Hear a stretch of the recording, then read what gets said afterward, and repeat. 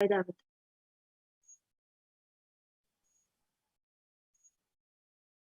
the Akashic readings are not a prediction, but readings from the cosmic archives, beyond space where the creation and destruction happen simultaneously.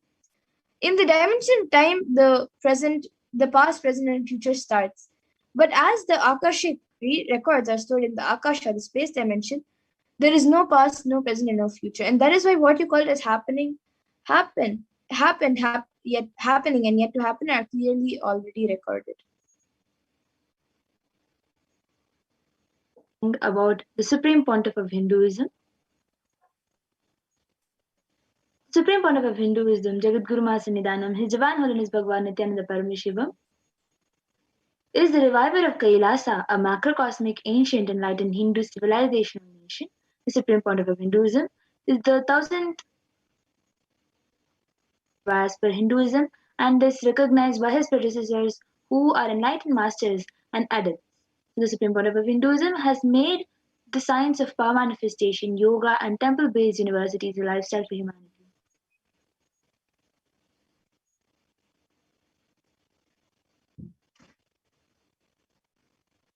And the Supreme Pontiff of Hinduism is also ordained as the 233rd Guru Mahasannidhanam of Kanchi Kailasa Sarvagnipitam, which is the Tonde Mandala Adinam, the incumbent emperor of Suryavamsha Saranga Samrajyam, and the present Mahamandaleshwar of the Mahanirvani Akada, which is the largest apex monastic order.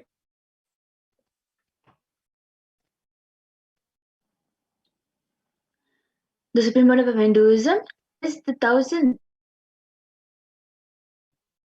and is the present 23rd Guru Mahasannidhanam of Dharma Mukti Swarga Paramadinam and is elected as the Supreme Pontiff of Hinduism by a congregation of over 1000 Hindu leaders.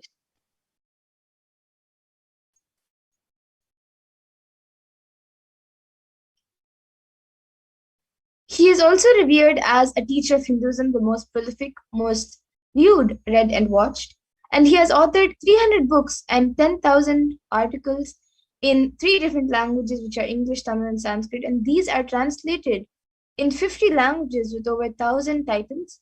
And he has also over 20 million copies of books and articles, which are sold, read, and downloaded in over 10,000 hours of discourses.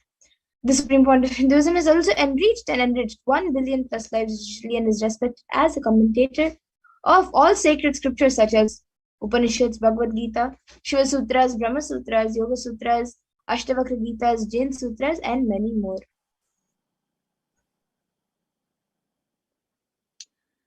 The Supreme Pontiff of Hinduism is honored as leader of Hinduism, the most awarded, internationally recognized Hindu leader, reviver of 108 ancient Hindu sampradayas, including the Rudrakanyas, Rudras, Rishis, Rishikas, Bhairavas, Bhairavis, and Sannyasis. Establisher of largest Hindu university, the Kailasa Nithyananda Hindu University, in the world with satellite campuses in 150 countries. Establisher of 1,000 plus Kailasa enlightenment ecosystem and is the founder and reviver of over 100 Sarvagnipitas, collector of the largest Hindu library with over 1 million books, 1 million palm leaf scriptures, and over 20 million digital books.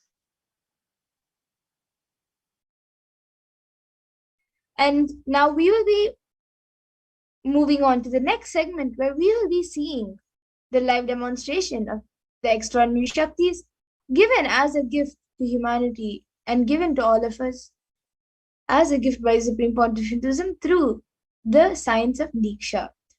So we will now be moving to the next segment where we will be seeing a live demonstration of the manifestation of extraordinary Shaktis.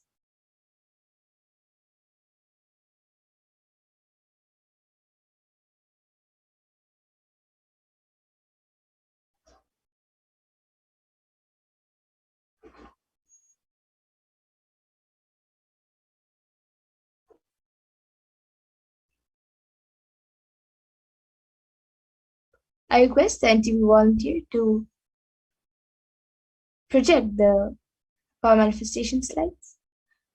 And so today the Balasans and the Nityananda yogis and the initiate disciples of the Supreme Pontiff of Hinduism will be sharing with all of us, with all of you, the experiences and results of the extraordinary manifestation of the extraordinary Shaktis given to us through the Diksha and initiation by the Supreme Pontiff of Hinduism. Yes, we can move on to the next slide.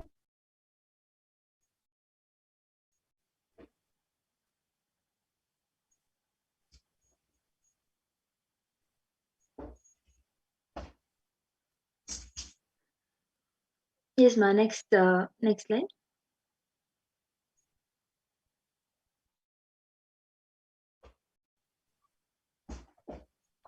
So in today's BHAVASAMADHI Darshan, all of us will be receiving the initiation into third eye awakening and various other powers with the blessings and the grace of the Supreme Pontiff of Hinduism. And we will be manifesting the following power of third eye, where we'll be seeing with the eyes blindfolded. So many of us might be wondering where the third eye is located. Third eye is the cosmic browsing center which is located in between the brows, which upon initiation one can effortlessly express the powers and see through the third eye just as you could with the normal two eyes.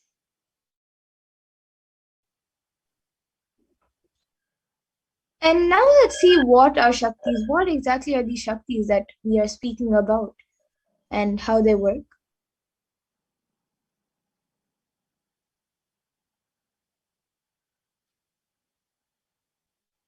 In the Vedagamas, the Paramashiva reveals in elaborate detail that every human being is hardwired to be able to manifest the Shaktis, the divine powers.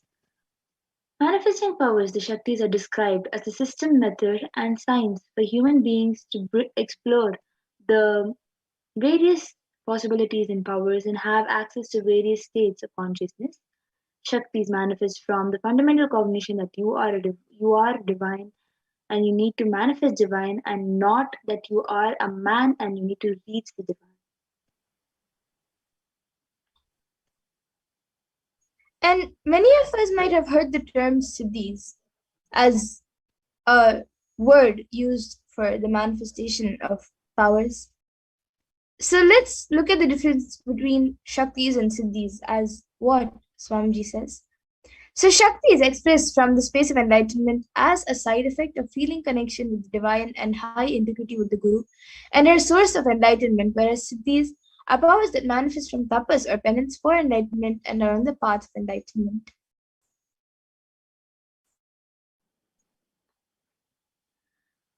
And the Shaktis of Paramashiva manifest through ordinary human beings in an extraordinary way after initiation from the avatar and are permanent, whereas the Siddhis are not permanent and may divert you from enlightenment.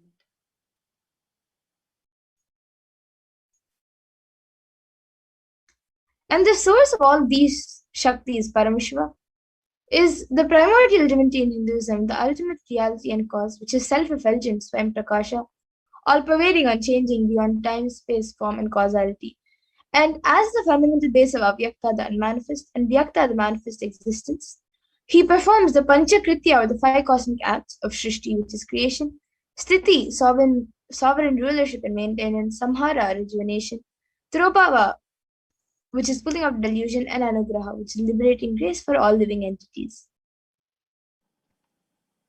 And the incarnation of that source of Shakti is Paramashiva, avatar of Paramashiva, the supreme pontiff of Hinduism, Jagadguru Master Nidhanam, His Divine Holiness Bhagavan Nithyananda Paramashivam, as the thousandth living of Paramashiva and the reviver of Kailasa, the ancient enlightened Hindu civilization and nation, the great cosmic borderless Hindu nation. Ever since the beginning of the civilization, the Sanatana Hindu Dharma has been the cradle of enlightened beings and highly advanced sciences. It was where the science of enlightenment and powers, the Shaktis, was lived and taught as lifestyle. For the first time in modern days, the Supreme Pontiff of Hinduism is reviving these yogic sciences and transmitting it to the world at a record-breaking pace, which is never accomplished before. And all of this knowledge and science of our manifestation is passed down from one generation to the next generation through the science of Diksha, initiation by the enlightened gurus. And the supreme point of Hinduism being recognized as on incarnation at a very young age, was trained and taught these sciences of initiation to initiate and to pass the knowledge repositories for billions of people to manifest these signs of power manifestation. From the disciplines of Vedanta, Tantra, Sri Vidya, Yoga and Yogic powers, Mantra Shastra, Siddha Vidya, science of Aushadha, Advaita, Bhakti Yoga, Paramashivoham and Paramashivoham, and through many more other practices, he was trained and taught to pass these sciences through initiations to many more people. And you all can also see all the various gurus who have trained and taught the Supreme Lord of Hinduism ever since he was young. And this is actually called the Guru Parampara, where from one generation it is passed down to the next.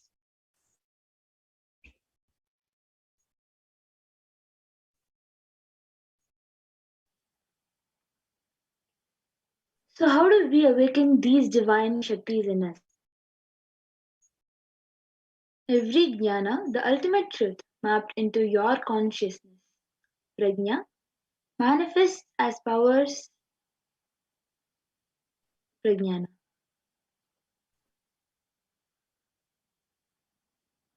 Diksha is the direct transfer of spiritual energy by an enlightened being So this is through a look, video on the science of word, or touch. The traditional Vedic book Navaratneshwara states, Sarvasamapi Dikshanam Muktihi Phalamakhanditam Avirodhat Bhavantyeva Prasangyastu Bhuktayah. The main benefit of all initiations is moksha, enlightenment. As a side effect, health, wealth, leadership and well-being happen. And in Rudrayamala Tantra, Shiva says, Devi Diksha Vihinasya Na Siddhihi Na Cha Sadgatihi Tasmat Sarva Prayatnena Guruna Dikshito Bhavet. The one who is not initiated does not attain liberation nor a better future. So by all efforts, one should get initiated by Guru. What is the science of initiation? Neuroscience has proved that the process of initiation floods the brain with energy. This is the superconscious energy of Kundalini, our own highest inner potential energy. As the Kundalini flows from the thalamus to the cortex, it sets up a powerful energy loop within the brain, which awakens the latent non-mechanical parts which we have never used before. With increasing levels of coherence, the whole brain comes alive, turning into a superconductor of conscious energies that heal, empower, transform our lives, bliss and fulfillment. Initiation creates high awareness, visualization, creativity. It also slows the aging process and improves the immune system. Kundalini awakening, healing experience, levitation, teleportation, materialization. Experience the power of initiation through a range of exclusive programs conducted at the ashram. Nithyananda Dhyanapitham, Nithyananda Nagar, Biddi, Bengaluru. Contact 97422 03311 82774 90091. Visit www.nithyananda.org.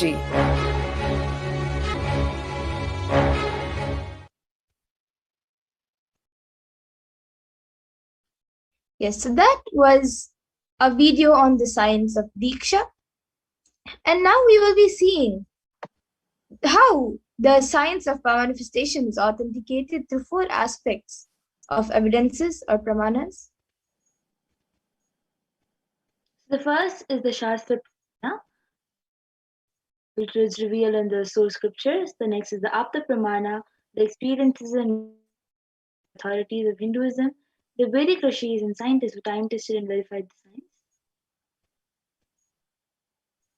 And then the next is the Atma Pramana, which is an account of the supreme point of Hinduism, this millennium's avatar's personal experience on the power of his experience of the power manifestation. And the next is the Pratyaksha Pramana, which is the empirical evidence from observation and scientific experimentation.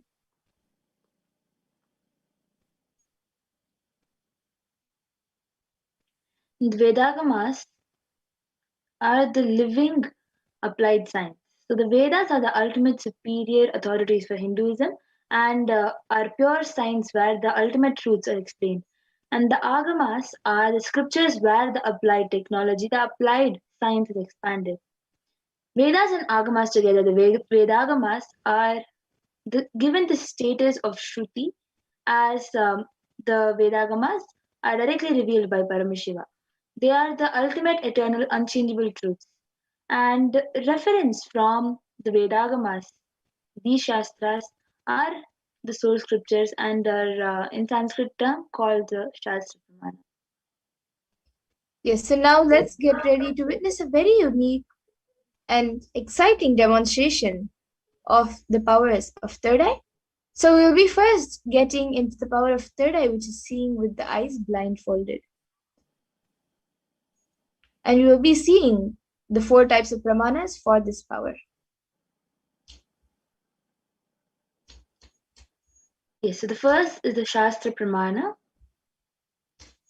which is from the Vijnana Bhairava Tantra, Dharana 11. कपालान्तर्मनोऽन्यस तिष्ठन्मीलितलोचनः क्रमेण मनसोदार्ध्यात् लक्ष्ये लक्ष्यमुत्तमम्.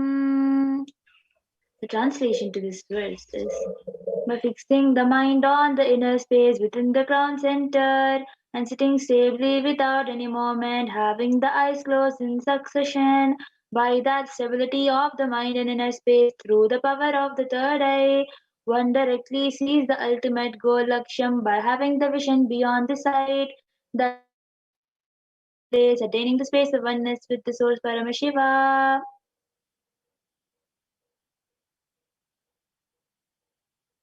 The next is the Apta Pramana, where Krishna initiates Arjuna into this power of third eye.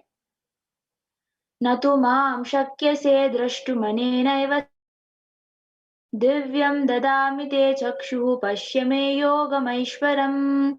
Bhagavan Krishna says to Arjuna, my cosmic form with these physical eyes of yours, therefore I grant you divine third eye vision, behold my cosmic opulence. In the Hindu Purana Bhagavad Gita, Bhagavan Krishna initiates Arjuna into the power of third eye to behold Krishna's Vishwarupa Darshan, the vision of his cosmic form. The 11th chapter of Bhagavad Gita, which contains the description of Bhagavan Krishna's cosmic form, is completely narrated by Arjuna, and as Arjuna sees Bhagavan Krishna through the third eye. Inside and outside broke. You can pause the video, ma. So the Atma Pramana, where in Swamiji's own words, where Swamiji is sharing the first experience that I was able to see everything around me, above me, the whole 360-degree, 10 directions, below me, everything. I realized not only I was able to see, I was able to feel, experience all of that as me.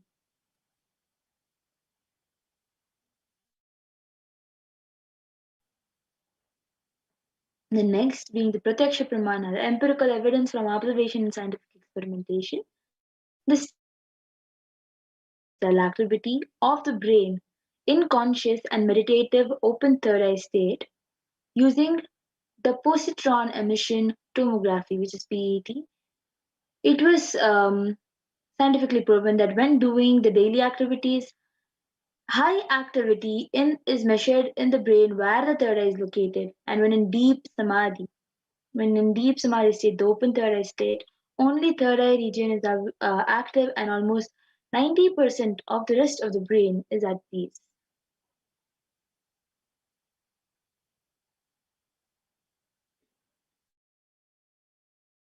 Sakshi Pramana. This rare sacred science of third eye awakening is being made available to humanity for their ultimate enrichment and conscious evolution by the Supreme Pontiff of Hinduism as a living incarnation of Paramashiva. The Supreme Pontiff of Hinduism embodies the most profound yogic states that surpass all bounds of time, space, and matter. The Supreme Pontiff of Hinduism is gifting this pure, great science of third awakening along with many other spiritual sciences through initiation, which is Diksha. Millions of people have been initiated by the Supreme Pontiff of Hinduism and are experiencing the profound results as extraordinary power manifestation in their everyday life. So now we will be having the live demonstration of the Sakshi Pramana disciples of the Supreme Pontiff of Hinduism.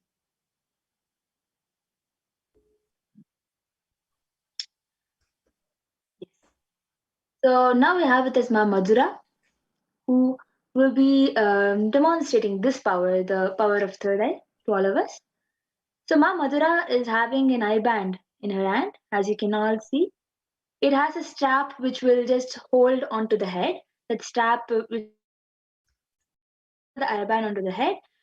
It has also a sponge attached to it, which will help with no light entering inside the eyes by sticking onto the face, and still it will be still comfortable as well as not let the light inside. So when this eye band is put on Ma Madhura's eyes, those two and in those two openings of the eye band, the eyes will go and stick a little bit. See, as you all can see, these two openings, the eyes will just openings, and there is no possible way light can enter inside. The ophthalmology has already eye band will not help, not let any light inside. It is scientifically proven, and now request the volunteer who is there around Ma Madhura to put this eye band on Ma Madhura's face. Yes, so all of you can see the eye band being put on me.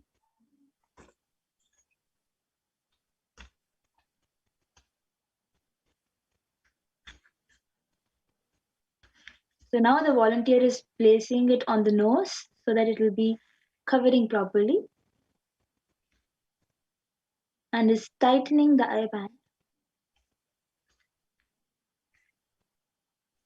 You can move a little to the right and center. Yeah.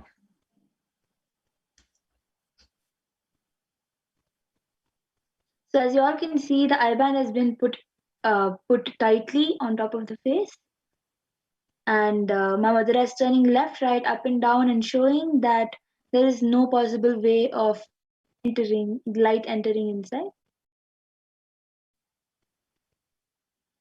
Yes. So then with this, whoever wants can comment whatever you want in the YouTube Yes, in the comment SPH section. and the YouTube channel, you can post anything you would like me to read in the comment section. Yes, I think the last comment we have is from Ma Nitya Maha Adbhut Charitra, who is for Nityanandam, and then 3 Namaskar emojis with white hands, or like brownish hands, and then a red heart. And anyone else who would like to put in your comments, you can put a sequence of emojis, numbers, words, sentences, and you can even put something that doesn't even make sense or something which you would like me to read, any scientific word. And yes, we have another comment from Nitya Gobamananda Indira, who has put, I feel blessed to be here. Yes, Ma, you are surely blessed with the grace and blessings of Swamiji. It is not a coincidence that you are here. Only with Swamiji's blessings, you can even be here. And we have another comment from Saranka Vidyakaran, who Manitya Lalatakshananda, who has put Jivan Mukti Bhashya is the book to read. The Chaturmasya, and then a rose emoji and a emoji with 3 books, with a yellow book, blue book, and a green book.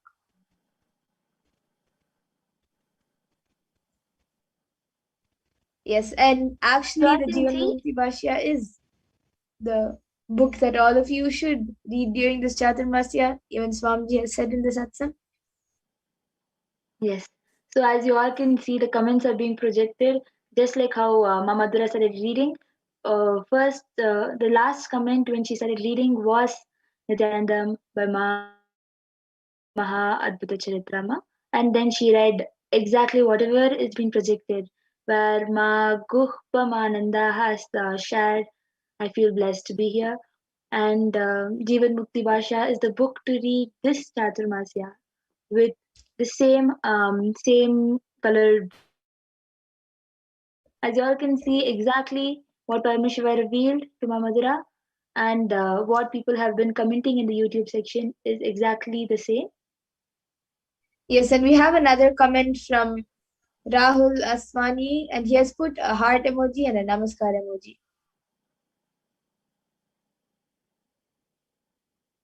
And anyone else who would like to comment, you can put any scientific words which you think I may not be able to read or I may not be able to pronounce. But even if I'm not able to pronounce it, I can read the spelling out and I can tell you what it is. So anything you would Also, like me to some read, it other can even languages. be a language, yes, a different language, anything you would like me to read.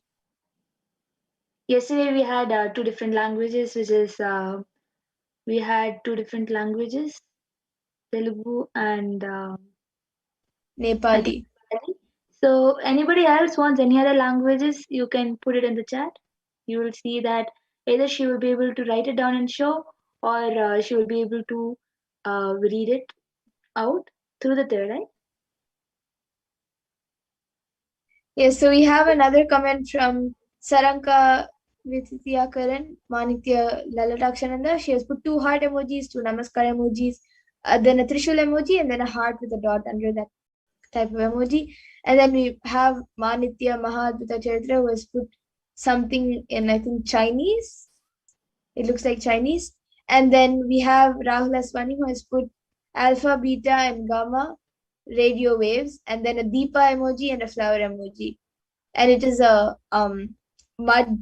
a mud lamp, and the Amazing. fire is facing the right side, like my right. So yeah, and between after alpha, beta, and gamma, there are 3 dots before the word radio. So exactly whatever has been put by Rahul Ashwaniaya, which is some scientific terms. Exactly that is what Parameshwar revealed to my mother also. And Yes, as you and all I can think we see, have Ma another Adbhuta comment from Charitra has Saranka Vidyakaran Mantyalalakshananda. She has put something which I think is Gujarati, if I'm not wrong. It is some North Indian language. And then we have another comment from Rahul Aswani, who has put a thumbs up emoji and a smiley emoji. Maybe Ma Saranka and Mahadvita Chaitra, maybe you both can get back in the comments about what language it is. And yes, now Ma Saranka has again put, I think, something in Kannada. She has typed a word in Kannada. yes. So as you all can see, Ma Saranka has put in another language, which I think is, as Ma Madhura said, Parameshwar revealed to her as Gujarati. Rahul Ashwaniaya has put thumbs up and a smiley emoji. And Ma Saranka has put in another language, which is Kannada.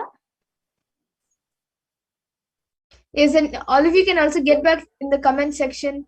Maybe you can get back saying what language it is, and I'll be reading it through my third eye saying which language it is. Like you can, if it's Telugu or Kannada, you can get back in the comments saying what language it is, and I will read it saying with whatever you type. And Yes, anyone so else who would like to put any other comment, can put your comments in.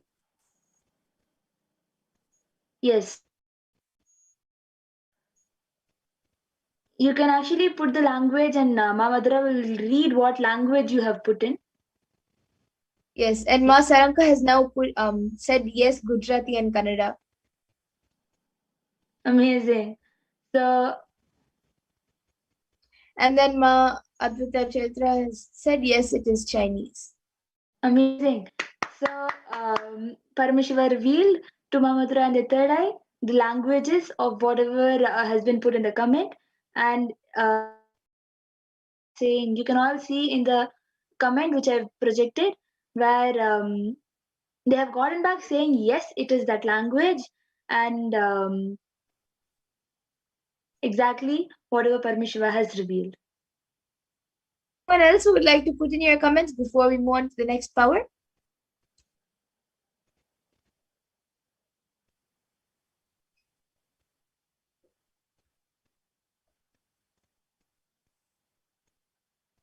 Okay, so now I request a volunteer to remove my IBAN. So I will be removing my IBAN now, and then all of you can see the IBAN.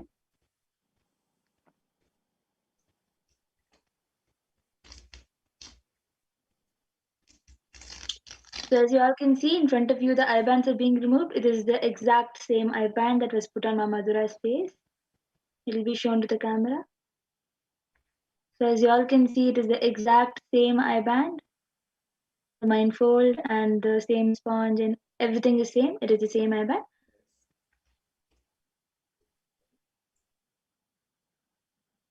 So then with this, we'll be entering into the next power, which is the power of body scanning. Request the NTV volunteer to project the body scanning slides.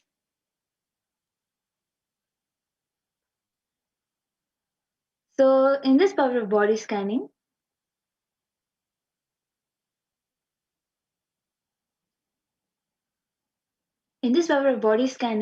one awakens to the ability to scan illnesses, diseases, medically diagnosed issues, and provide solutions through the awakened third eye. The Shastra Pramana, the scriptural reference to manifest the power of body scanning, is Swadehe Jagato Vapi Sukshma Sukshmatarani Cha Tatvani Yani Nilayam Dhyatvante Vyajate Para. Bhagavan Paramashiva says, cognize deeply that from the subtle to the subtlest constitutive principles of your whole body Swadeha, or of the whole universe simultaneously consist of the essential reality. They are being absorbed in their source cause Paramashiva. By the experience of such restful awareness, one becomes complete from all thoughts. Parashakti is revealed.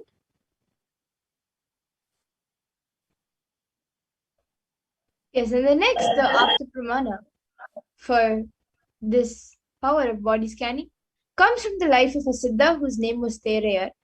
And he was one of the prominent disciples of Agathir. And one day, a man suffering from severe headache comes to Agathir for healing. And Agathir uses the power of body scanning and identifies the root cause of the headache. He reveals that there is a small terai, a type of frog, sitting in the person's brain. And Agathir then immediately instructs Terayar, his disciple, to perform an open head surgery and remove the frog. And after the surgery is completed successfully, the person is completely healed and cured of the headache, and thus Terayar gains his name, which is Terayar.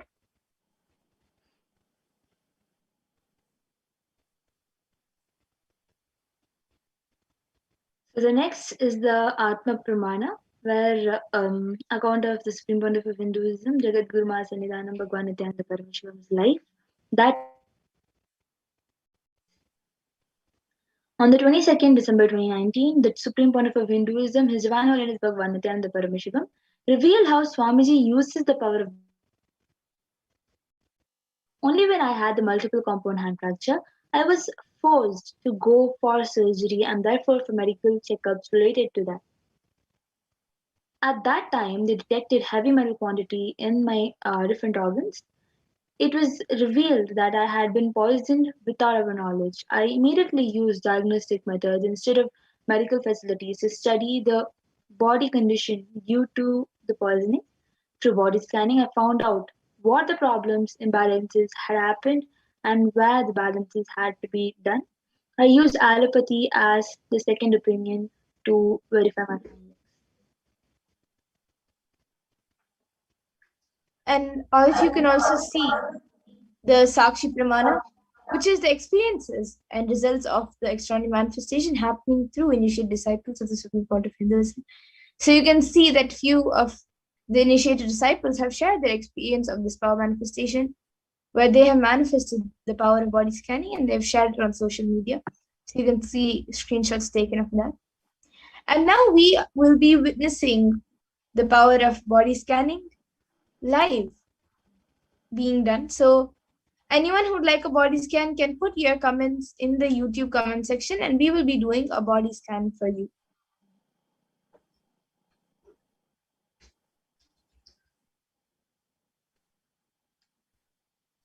Yes, so then TV operator can unshare the slide. Whoever Anyone wants who is can watching us right now on YouTube can put your comments in the YouTube comment section and we will be more than happy to do a body scanning for you. So yes, we have Mantya Gopamanda who is asking for a body scan and Ma, in please her scan belly my areas. yes. So Ma, I will be scanning for the healing for your belly area. Yes, so Gopamanda, you are now being scanned and you are being healed. And anyone else who would like a body scanning and healing can put a message in the YouTube comment section requesting for body scanning and we will be doing the body scanning for you.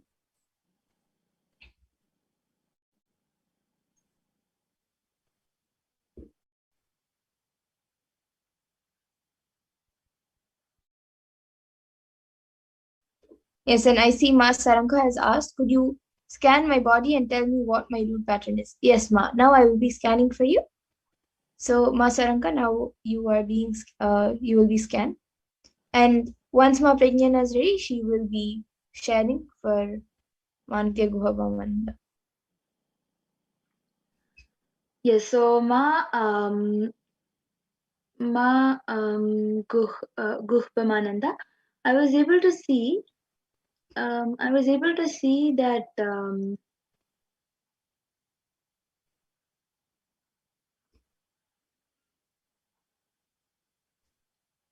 in the belly area there is some sort of pain or the poking feeling that that you're having, and the solution I was able to see for the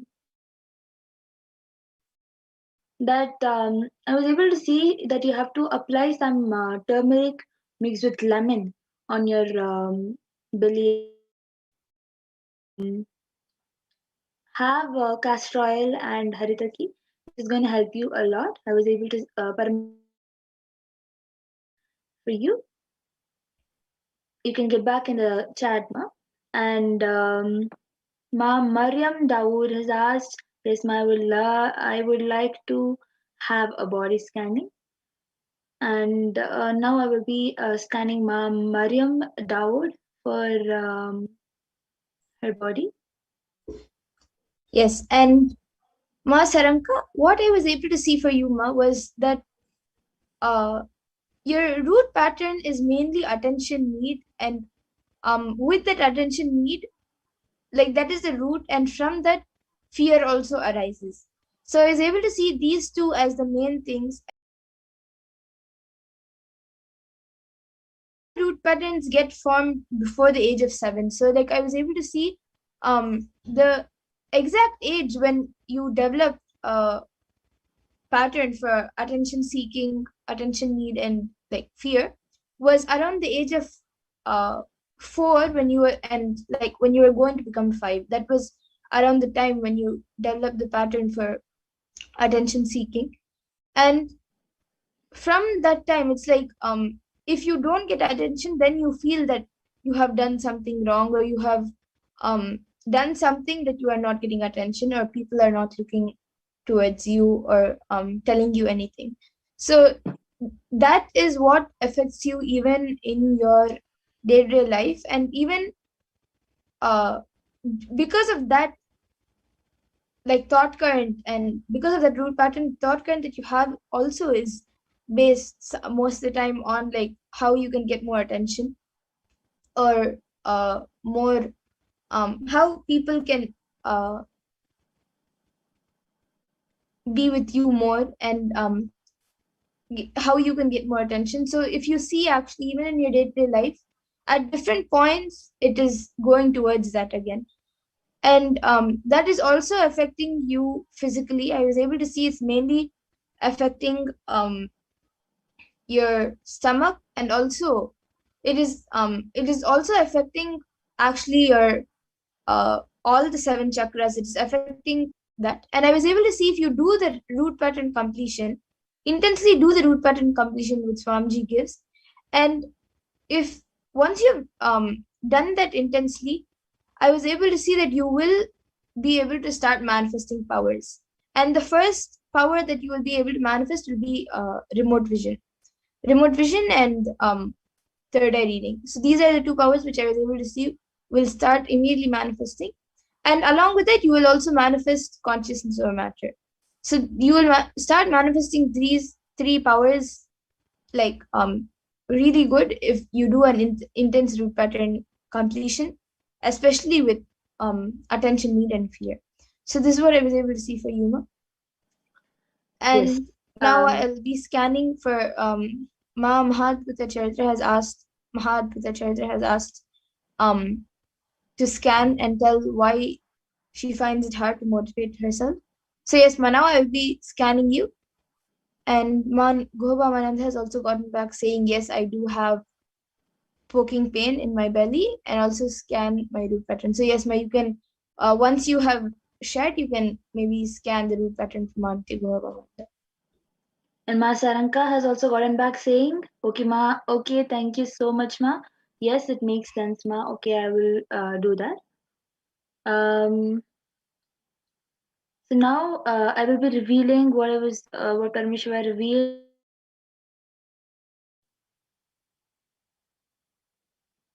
for Ma Mariam Dawood. So Ma Mariam, you have very dry and kind of weak scalp, and really dry skin. I was able to and uh, not so much, but really painful cracks on your foot. It is not like actually it is not like a evident crack, but you have pain on the sole of your feet, and I was able to see that you also face some sort of digestion problem, and the solutions I was able to see for these problems is for your digestion. I was able to see that you need to consume hot water with little bit of lemon in it, and in along with the lemon, you should add a little bit of castor oil in the water itself and drink the water. This is a solution I was able to see, and I was able to see for your hair that you need to apply some curd and haritaki mixed together on your scalp, and apply some lemon on your sole with some honey on your sole, and you will be able to see that there will be improvement in your sole area from the pain, and your hair will become softer, and it will become stronger when you apply the haritaki mix. This is a solution I was able to see for your third eye, for your body, and next, Ma Gurbamananda has also asked for a root pattern scanning which we will be doing. And Yadnesh Dargalkar Aya has asked for a body healing. So that will also be done. Yes. So when I Ma Mahadbhuta Charitra, what I was able to see for you was the only thing which is blocking you in where you means where you're why you're finding it hard to motivate yourself is because you're not taking a strong decision and a strong step to motivate yourself. Continuously remind yourself, chant Mahavakya, and tell Swamiji to flow through you. Ask Swamiji and connect in oneness with Swamiji, and as Swamiji flowing through you, motivate yourself. So this is what I was able to see for you, Ma. Yes, so and Ma Gupamananda, I was able to see that your root pattern goes back to you feeling scared of disappointing your loved ones. For example, you are scared that your mother will become disappointed. You were scared that your mother will become disappointed if you do not study properly. It goes back to when you were just 7 years old. When you were studying, you were having this fear that what if I do not study properly? What will my mom think? You have the fear. The root pattern is that you have fear of disappointing the people who you love the most. This is the root pattern I was able to see, and the completion I was able to see is doing the Samskara Dahana Kriya. You can get the Samskara Dahana Kriya from the website and do the Samskara Dahana Kriya in front of the mirror and with your with your parents and um, with the close ones, and complete this thought pattern, and you will see that it will be really helpful when you do the Samskara Dahana Kriya. And Yadnesh Dargalkaraya, I have done the healing for your body also. Yes, and even I have done a healing for you, Aya, Yadnish Dargal Karaya. And I was able to see for you, just have a healthy diet that will itself keep your body healthy. So this is what I was able to see for you, Aya. And with this, we come to the conclusion of today's power manifestation segment. And for anyone else who would like a body scanning and healing and the manifestation of any other power, every day at 2 a.m. IST and 4 p.m. IST, we will be having various sessions where we will be learning many things about the Parashakti, and we will also be having the power manifestation as we get ready for the Parashakti Akash readings. So you all can join us every day at 2 a.m. IST and 4 p.m. IST again. And with this, we will be moving on to the next segment where we will be learning about who is Devi Parashakti and how we can receive her. So I request the NTV volunteer to please project the next set of slides.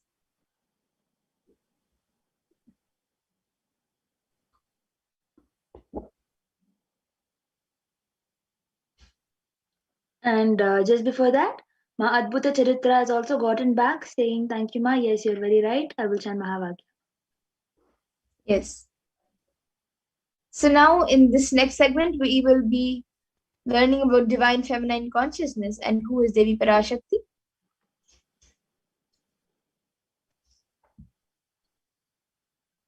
So the Dhyana Shloka of Devi Parashakti from Sindhurarunavigraham Trinayanam Manikyamoli Spurat Taranayakashekaram Smitamukhi Mapi Navakshoruham Panibhyamaliपूर्णरत्नचषकं रक्तोत्फलं बिभ्रतीं सौम्यां रत्नगतास्त रक्तचरणां ध्यायेत् परामम्बिकाम्. The translation: the Divine Mother is to be meditated upon as shining in a vermilion red body with a triple eyes, sporting a crown of rubies, studded with a crescent moon, face all smiles, a splendid bust, and hand holding a jewel cup brimming with mead, and twirling a red lotus. And another Dhyana shloka of Devi Parashakti, which describes her beauty, is also in the Lalita Sahasranama. अरुणां करुणां तरङ्गताक्षीं धृतपाशाङ्कुशपुष्पबाणचापाम् अनिमादिभिरावृतामयुकैः विभावये भवानीम्. We can move on to the next slide.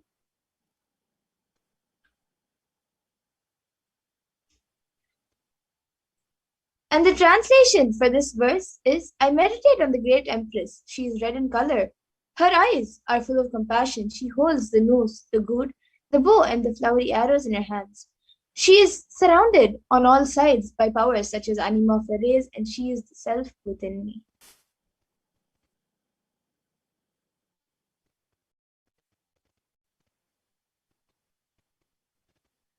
Devi, the ultimate pure feminine consciousness, Parashakti, is the cosmic mother.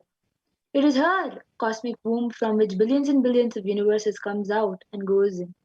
Source where the Big Bang and black holes go on.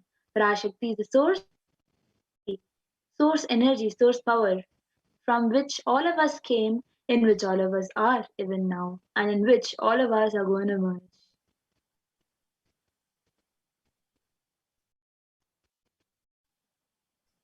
And out of extreme love and compassion, Parashakti herself is manifesting through the embodied form as the Nijavatara of the Supreme Point of Hinduism, Jagat Guru Mahasannidhanam, His Divine Holiness Bhagavan Nithyananda Paramashivam, gracing us, answering all of our questions, giving all of us boons, answering our prayers, healing us, revealing our past, present, future, and delivering profound spiritual truths, and ultimately giving us the experience of Paramashivoham itself.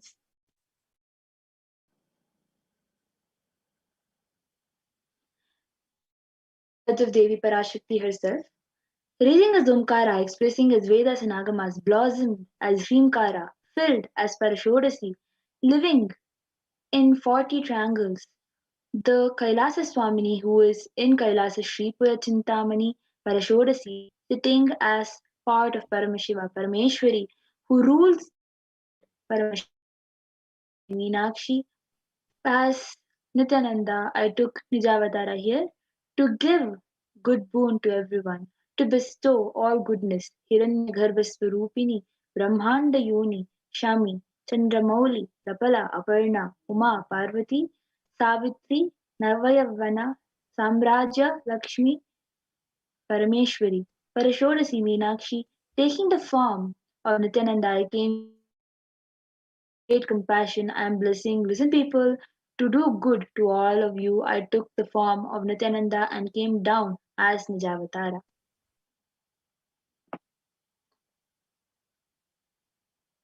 And again, in the words of Devi Parashakti herself, she beautifully says, raising in Omkara, blossoming as Shiva, Shiva manifesting as source of existence, powers of existence, expressions of existence, from the oneness of Om, blossoming into two as Prakriti and Purusha, blossoming as three Shaktis, Icha, Kriya, and Jnana, growing as four Vedas, expanding as five Panchabhutas, beyond six chakras, filled as gotras of seven rishis, expanding as eight directions, existing as nine grahas, blossoming as 10 indriyas, being as 11 rudras, creating all the worlds, bringing life to tell and make truth blossom, and to do good, to do good. Parashodasi, Meenakshi, taking the form of Nithyananda, I came to bless every one of you.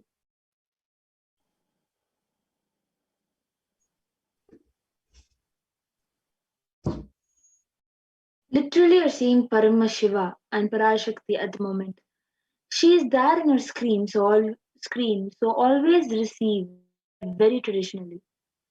Keep two banana, one betel nut, and one coin in front of the screen. What's Devi? Coin is considered a traditional dakshina in the Hindu.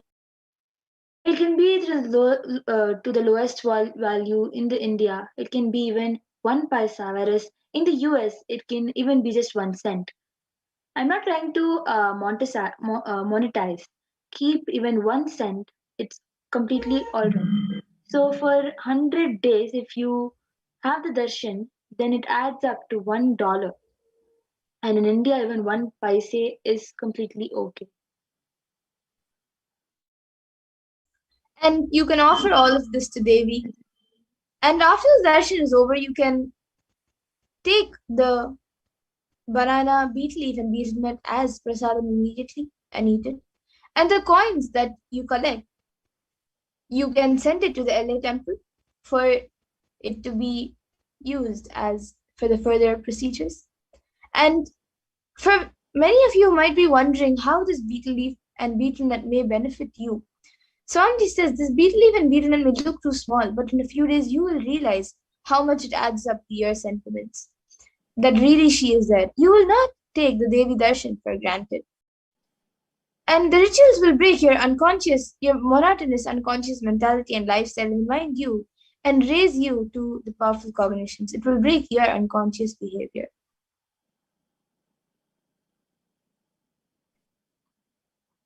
So as you all can see, you can place the main ingredients which are needed. The 2 betel leaves, 1 banana, 1 betel nut, and 1 coin. Like kumkum, chandan, vastram, all of that. Also, if you want to offer, you can still keep it on the plate.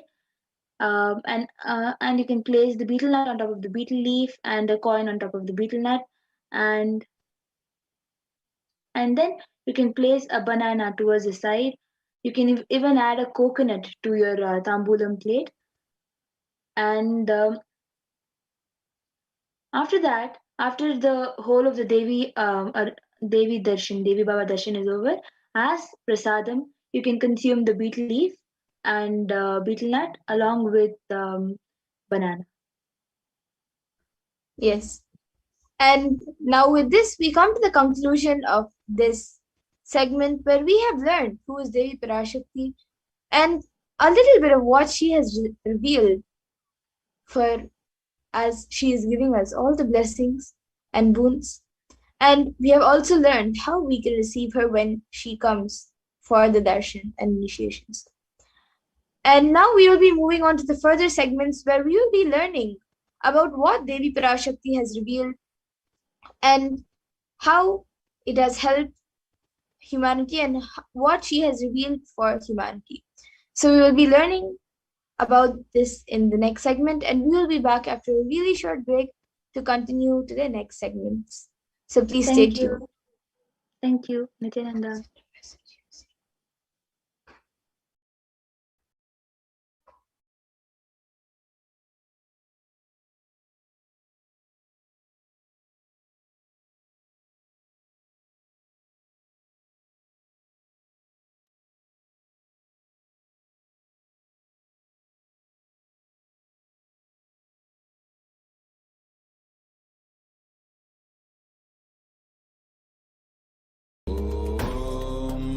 Nithyananda Paramashivam. What I mean by the word Kailasa, listen intensely. Enlightenment ecosystem, literally enlightenment itself, in your own home, wherever you are.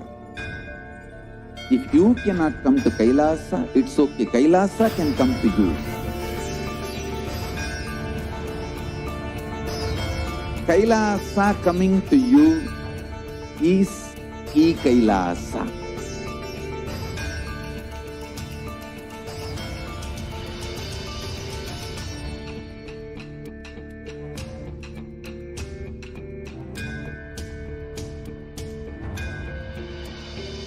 I will revive Hinduism. I am a Hindu revivalist, not by any revolution, but by evolution.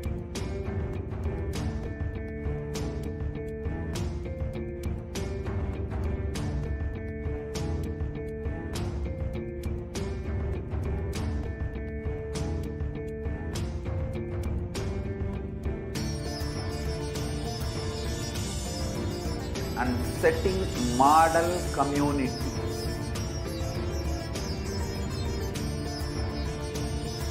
Kailasas, enlightenment ecosystems, Sarvanya Peethas all over the world.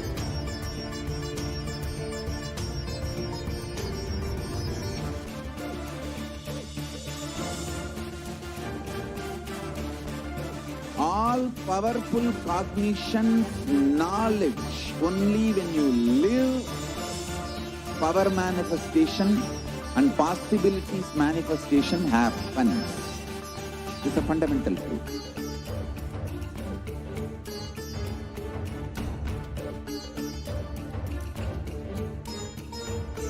Hinduism cannot live exclusively as one sampradaya. No.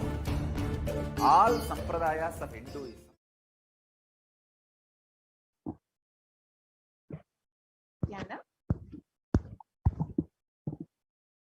Nithyanandam, welcome back, dear viewers. Now we will be entering into the next segment where we will understand some of Devi Parashakti's revelations made for humanity. During this time of the pandemic, we have heard Devi again and again guiding us, blessing us, answering our questions, giving boons, and answering all of our prayers. And Devi has been holding our hand throughout this pandemic, throughout this pralaya, to ensure that we are making the right decisions and ensure that we know what is to come. So let us understand some of Devi Parashakti's revelations today and how they have manifested in our lives.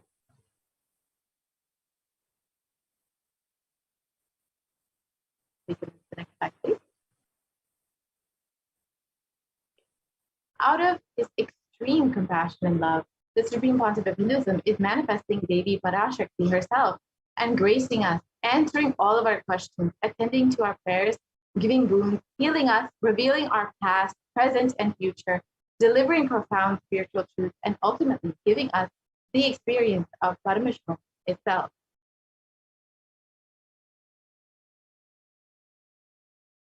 So today, let us see what Devi Parashakti has revealed about immunity and COVID-19. So as we all know, the world has been deeply affected by the COVID-19 pandemic. And we have seen over 186 million people infected with COVID-19, and over 4 million people have died since this pandemic has begun due to COVID-19. And the worst affected countries are the United States, India, and Brazil. And these numbers that we are seeing here are considered to be severely underreported, especially within India. So the actual number of deaths could be much, much higher. The actual number of infections could be much higher than what we understand. The New York Times has reported that the number of deaths within India alone could be 14 times what has been reported. So this is just a very brief understanding of where we are. However, it could be much worse. The scenario could be much worse. So let us understand what Devi has revealed about this COVID-19 pandemic and how it will affect the immunity strength of human beings.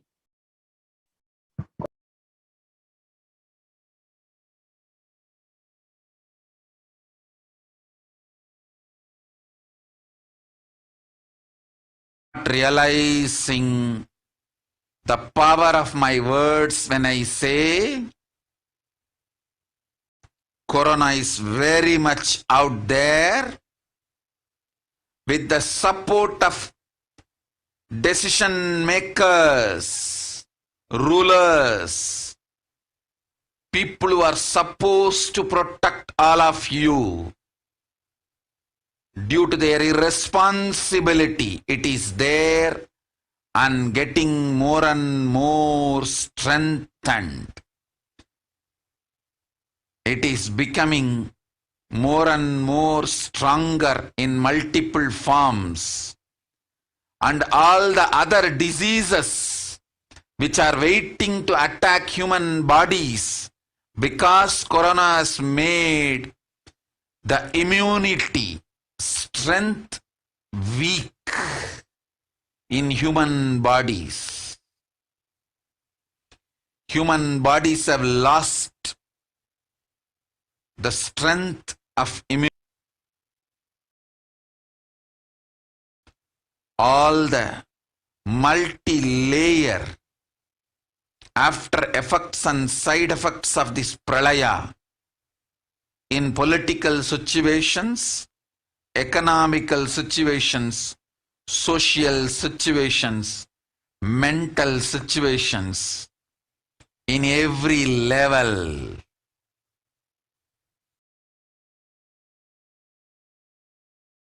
Cannot be described. Wait. This year, focus on keeping yourself alive.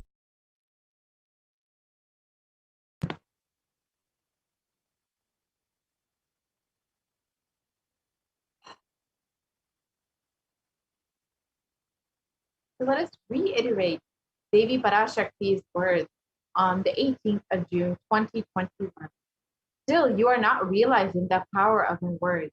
When I say Corona is very much out there with the support of decision makers, rulers, people who are supposed to protect all of you, due to their irresponsibility, it is there and getting more and more strengthened. It is becoming more and more stronger in multiple forms. And all other diseases which are waiting to attack human bodies. Because of Corona, it has made the immunity strength weak in human bodies. Human bodies have lost the strength of immunity power. All the multi-layer after effects and side effects of this pralaya in political situations, in economic situations, in social situations, mental situations, in every level cannot be described. Wait, this year, focus on keeping yourself alive.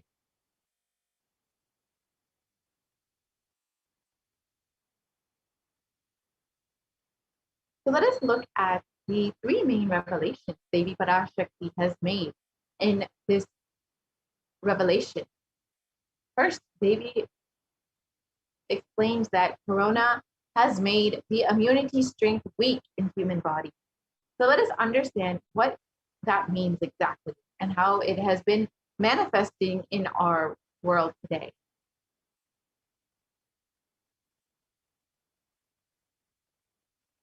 So it was reported in Science Daily on 29th of June 2021 that new research suggests that a coronavirus infection actually alters the biomechanical properties of red and white blood cells, in some cases for months, a possible long explanation for long COVID. So as we can see, exactly as Devi revealed, corona is actually weakening the immunity strength of human bodies and physically changing how the immune system works and how the physical aspects of the immune system.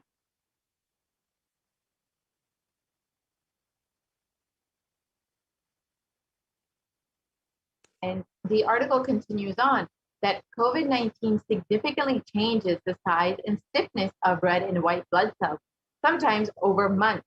These results may help to explain why some affected people continue to explain symptoms of long after an initial infection of COVID-19.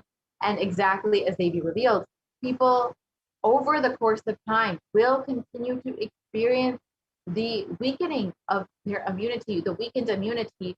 And this is exactly explains how it is happening. It is COVID-19 is literally changing the size and stiffness of red and white blood cells, which is causing a severe effect on your overall immune strength, which is why many people continue to complain of symptoms such as fatigue, shortness of breath, and many other symptoms that are continue to exist well after the initial infection and recovery period.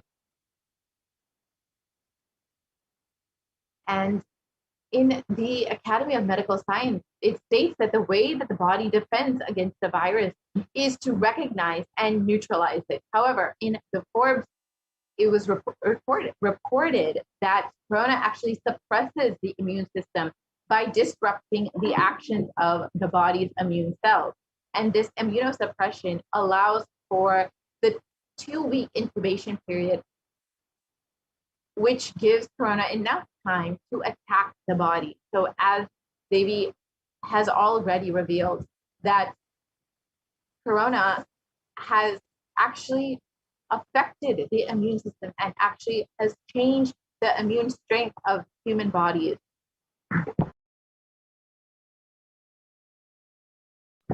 And it has weakened the immune system. So here, let us look at a typical timeline for someone who is suffering with COVID-19. Initially, the incubation period lasts from 0 to 5 days. And after that, they experience the prodromal period, which is between 5 and 10 days. And the acute infection is between 10 and 15 days. Now, this is the period where most people end up in the hospital or in the ICU. And after this 2-week period, many people are able to recover. However, many people also experience longer term symptoms and continue experiencing symptoms for months afterwards.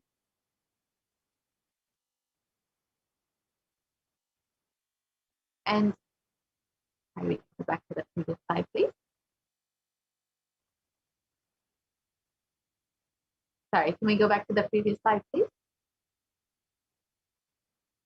Yeah.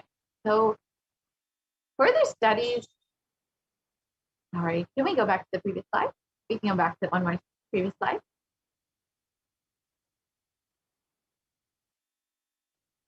We can go back to the previous slide. Okay, we can go forward with the slide. Yes. So let us understand. Sorry, we can go back on the slide.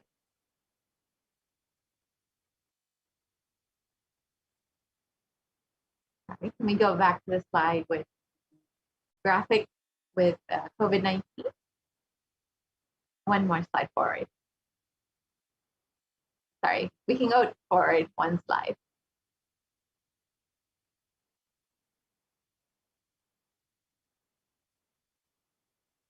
One more slide.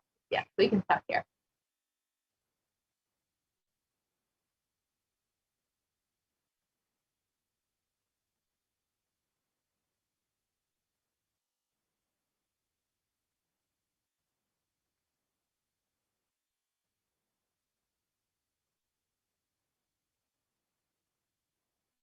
So as we stated, this is the typical timeline for someone who has been infected and is suffering with COVID-19. So we can move to the next slide, please.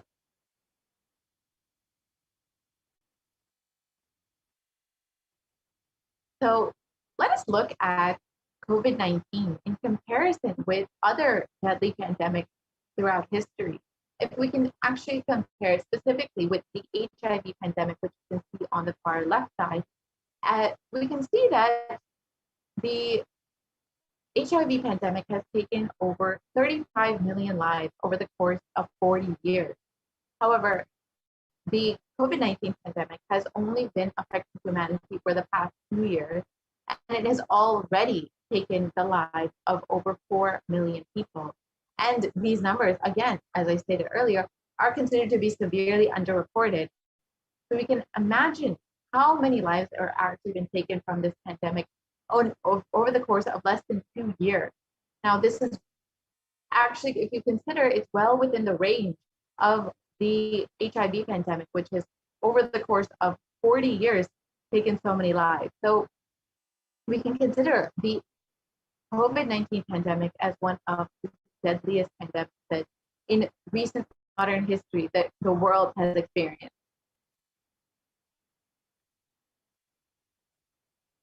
So let us look at some of the long-term effects of corona on immunity. Recent studies show that the University of Oxford found that the cells are profoundly impaired after recovering from COVID-19. And in the British Society for Immunology, they have claimed that the effects of COVID are far beyond the respiratory health. It also affects our cardiovascular and renal system. So literally, COVID-19 is affecting multiple organ systems and is affecting how our body responds to other diseases and how our body responds, our immune response. So as we can see, Devi revealed this, that COVID-19 will literally weaken the immune system. And exactly as Devi revealed, we are seeing how it is manifesting.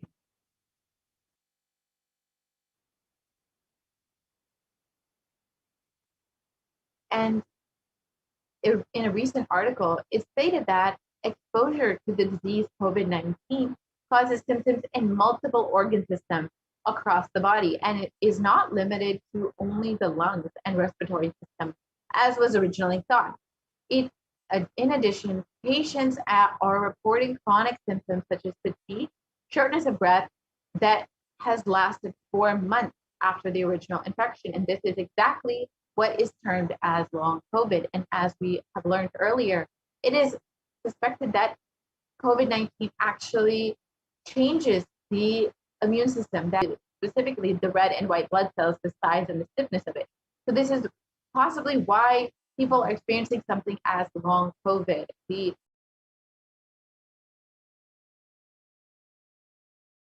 vascular system, the renal system, the respiratory system, and can cause inflammation and fatigue long after their initial infection. And this exactly as we were told by Devi Parashakti, that it will literally weaken our immune strength. So here we can see how a set of healthy lungs look compared to a set of COVID-19 affected lungs. You can see on the left side, the healthy lungs, which are don't have any scarring. And on the right side, you can see all of the scarring on the lungs and how badly the lungs are affected by this infection.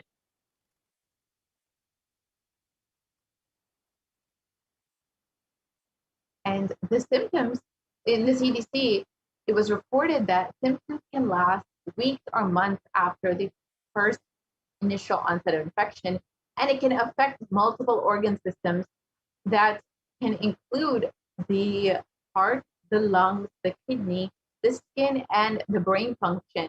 And as we can see that COVID-19 is literally affecting how our body functions, how our entire body functions, not just one system, the lungs or the respiratory system, but the entire multiple organs within the body, which eventually do affect how your body is able to respond to other diseases.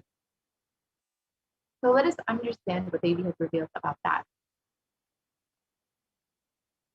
Devi has revealed that all other diseases are waiting to attack the body because the immune strength of human bodies has been weakened. So let us understand that revelation.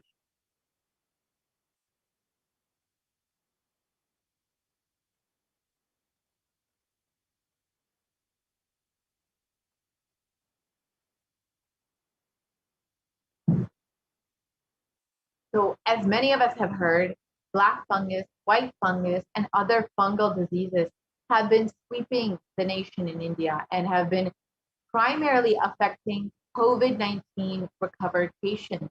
And in one article, it was reported that over 9,000 cases of this rare infection were discovered. This was in early June. And as of recent, even more cases have been discovered. And in another article, it is found that over 90% of the patients who have been affected by black fungus are patients who have recovered from COVID-19 infection. So we can see that this black fungus, white fungus, and these fungal diseases are the diseases that are waiting to attack the human body because they are primarily affecting COVID-19 patients and people who have recovered from COVID-19. And the Supreme Pontiff of Hinduism has revealed that even if you have recovered, you are healthy again from COVID-19 after an initial infection, you are not necessarily protected. You will be susceptible to other diseases because of the way that COVID-19 has affected your body and how the immune system has been affected by COVID-19. And here we can see how exactly this is manifesting, how that so many COVID-19 patients who have recovered, who have survived COVID-19, are now being affected by black fungus, white fungus, and other fungal diseases. And here you can see the photos of people who've been affected by these diseases. And as many of us have heard, these rare fungal diseases have over a 50% mortality rate. So they are literally taking thousands and thousands of lives. So let us understand the final revelation made by Devi in this revelation. She stated that it is becoming more and more strong in multiple forms. So let us understand what exactly that means.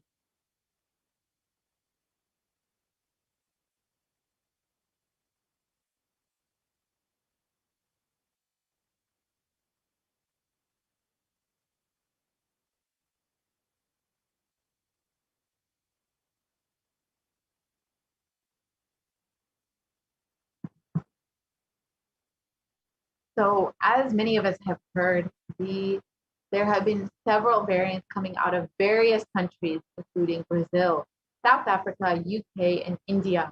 And they have been sweeping the world and affecting thousands and thousands of people and have been causing multiple waves of this COVID-19 pandemic. So let us understand where some of these variants have come and how many countries they have been affecting.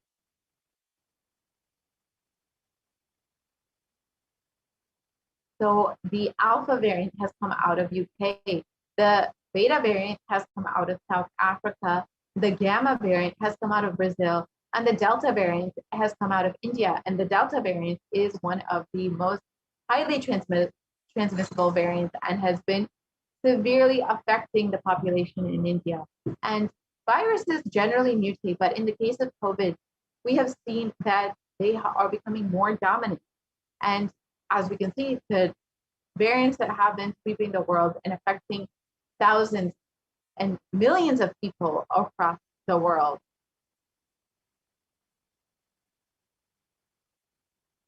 And it has been reported that the dangers of these variants was further highlighted when the World Health Organization categorized the Delta variant as the most highly transmissible variant of COVID-19.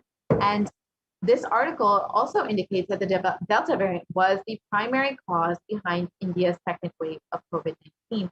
And as we know, the country has been severely suffering from this pandemic, this second wave of this pandemic, and unfortunately has to brace themselves for the upcoming waves of COVID-19, the possible third wave, which we may be seeing very, very soon. And here is just a small infographic of the variants that are currently circulating and how many countries have been affected by these particular variants.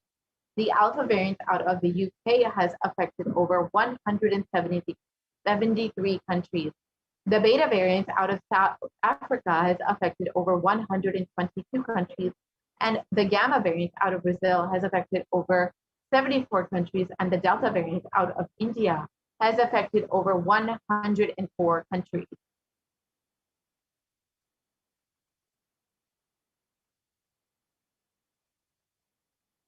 And other variants of COVID-19 have also been recently discovered, and over 4,500 sequences of the variants have been detected in about 60 countries. And these studies suggest that the Delta variant is about 60% more transmissible than the Alpha variant, which was much more contagious than the original strain that emerged from China. And the secondary attack rates have been known to be between 51 to 67% higher than that of the Alpha variant. And this is in regards to, again, the Delta variant, which has been severely affecting India over the past several weeks and months. And we are unfortunately having to prepare for other variants that may be arising. The Quantum Hinduism has already revealed that the Delta Plus variant and the Lambda variant will be very soon affecting India, and that will be even more transmissible, more contagious, more strong in affecting people, and will cause even multiple more waves to come. So it is highly advisable that we take heed to Devi's revelations and protect ourselves as they be revealed, the only priority for this year is to keep yourself alive.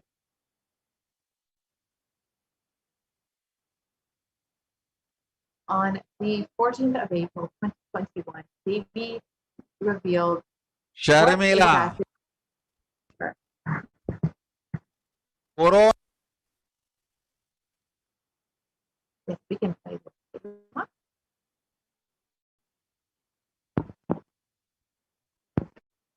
ஒழிந்தது.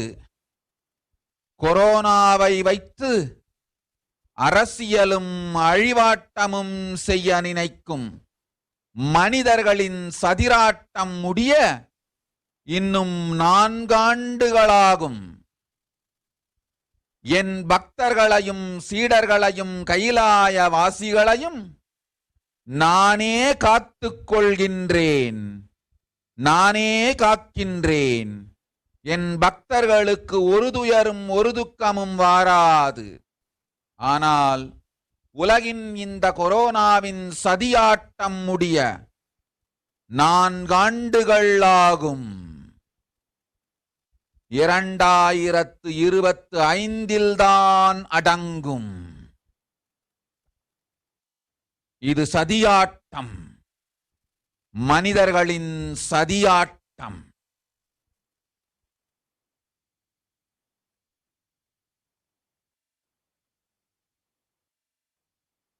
So let us understand Devi Parashakti's revelation translated into English. Corona is destroyed, but it will take 4 years for the political conspiracies done by humans to end. I will protect my devotees, disciples, and Kailasa vasis. No suffering will come for my devotees, but it will take 4 years for the conspiracy of Corona to end. It will come to an end only in 2025. It is a conspiracy, a human conspiracy.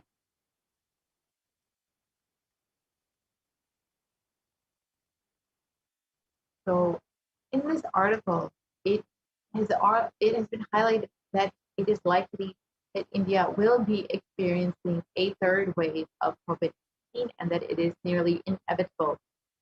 And it states that it will peak between October and November. Devi has already revealed that in Puratasi month, between the month between August and September, the 3rd wave will be coming. And as for Devi's revelations, you can see that there is, in fact, more COVID-19 to be coming for India. And this article continues to say that if new variants are discovered, it could spread faster in this 3rd wave. And as the Supreme Pontiff of Hinduism has already revealed, there will be other variants, the Delta Plus variant and the Lambda variant. And they will be a very serious cause for concern for India. So let us take heed to Devi Parashakti's revelations and guidance and see how we can help ourselves during this pandemic and pralaya.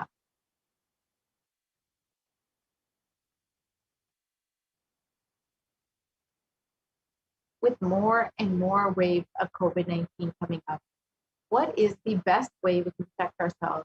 And does anybody have a solution for us?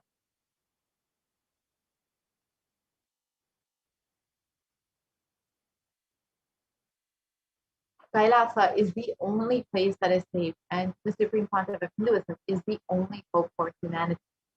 And if you would like to protect yourself, as they be revealed, and as the Supreme Pontiff of Hinduism has been continuously telling us, the only priority is to keep yourself alive. Only focus on that. If you would like to protect yourself with multi-layer quarantine, if you're living in India, especially during this time, and you would like to protect yourself, you are able to protect yourself in one of the multiple Kailasas, the enlightenment ecosystem opened by the Supreme Pontiff of Hinduism for the sake of multi-layer quarantine. Already, many people have already availed this opportunity and are experiencing not only protection from this pandemic, but the beautiful enlightenment ecosystem that the Supreme Pancha of Hinduism has created for humanity, and they're literally living in the womb of the Supreme Pancha of Hinduism with all of the physical and spiritual protection. And you are able to avail this opportunity by going to kailasa.org/Kailasa Care. You can sign up today and protect yourself, protect your family. As the Supreme Pancha of Hinduism has revealed multiple times, the only priority for this year is to protect yourself. Do not focus on anything else. Just focus on that. And the Supreme Pancha of Hinduism has also made the Kailasa enlightenment ecosystems completely friendly for any person who would like to quarantine there, with free internet and free food, free medical care, which includes Ayurveda, Siddha, allopathy, homeopathy, and any type of medicine that you could want will be provided. With the basic day-to-day healthcare will be provided for anyone who is interested in protecting themselves and quarantining in one of the Kailasas. Not only that, all accommodations will be free, all food, everything will be provided completely free. So if you are interested in protecting yourself and you want to sign up today, you are more than welcome to visit at kailasa.org/Kailasa Care. The link is projected here. And you can see the various quarantine centers that Kailasa has opened up, and sign up for protecting yourself and protecting your family. With this, we will be concluding this segment of the Devi Parashakti Akashic reading and be moving into the next segment, where we will understand some of the offerings that we can make to Devi Parashakti. Over the past several months, Devi has been guiding us, blessing us, giving us boons, answering all of our prayers, healing us, and literally holding our hands through this pandemic and ensuring that we are making the right decision. And if you feel gratitude and love and overflowing gratitude for Devi, you are able to show this through these various offerings that we will explain today. So in the next segment, we will be understanding some of those offerings that we can make to Devi Parashakti. So we will be right back for this segment after a very short break.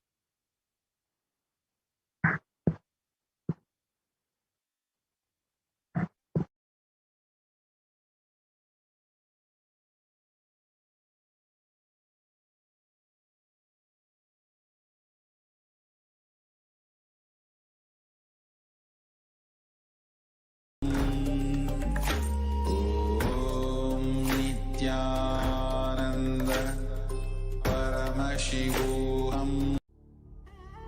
What I mean by the word Kailasa, listen intensely. Enlightenment ecosystem, literally enlightenment itself, in your own home, wherever you are. If you cannot come to Kailasa, it's okay. Kailasa can come to you. Kailasa coming to you is Kailasa.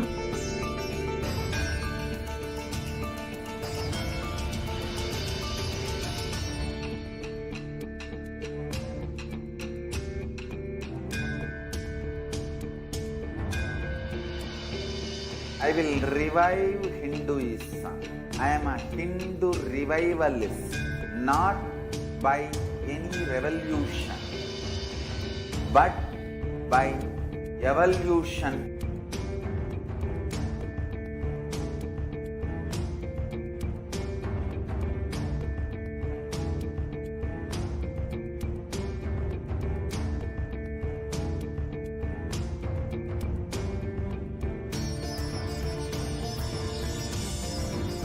And setting model communities.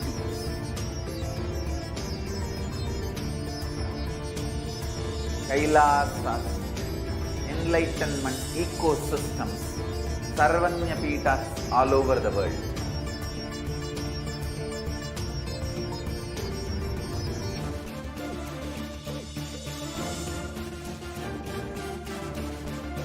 All powerful cognition, knowledge, only when you live, power manifestation and possibilities manifestation happens. It's a fundamental truth.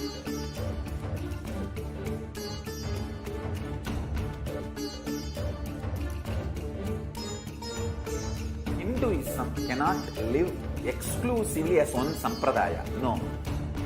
All sampradayas of Hinduism is an ecosystem.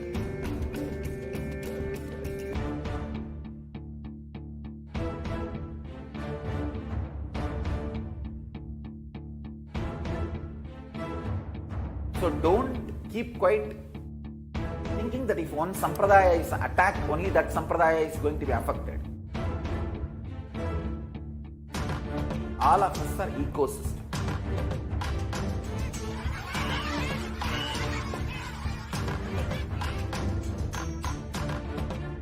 I invite all of you to get involved and enjoy Hinduism by the principle of Dharmo Rakshati Rakshitaha. When you protect Dharma, Dharma protects you.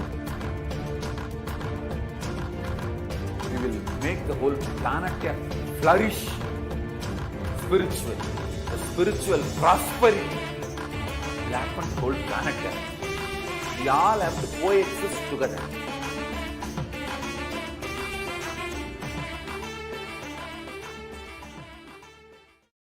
Just be alive for next 3 years. Don't die within next 3 years.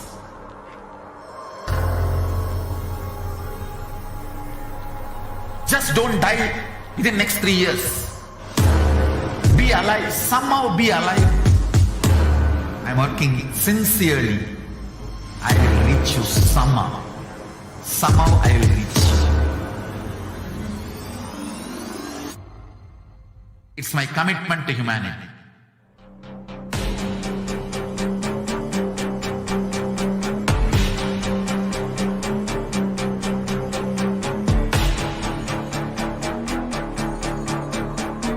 Just don't die within the next 3 years. I will reach you wherever you are, whichever corner of the world you may be. I will reach you with enlightenment. You manifesting the space. Nithyanandam, welcome back to all of the viewers who are joining with us today.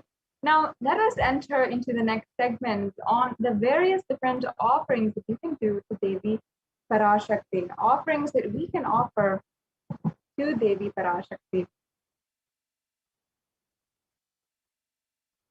Yes. Now, in this segment, we are going to be understanding the various levels of offerings and the different significance behind each and every one of the offerings. All offerings have a deeply profound significance. They have some way that it is a profound significance, it is extremely beautiful, and they simply, through the powerful cognitions itself, make you manifest oneness with the divine. In Hindu tradition, for every occasion, for every different occasion in our lives, for every special occasion, whether it is our birthdays or our anniversaries, or if we are buying a new home, or if we are buying a new car even, or if we're starting school for the first time, or starting a new venture, whatever it is, we always invite God into our lives. We ask for their protection.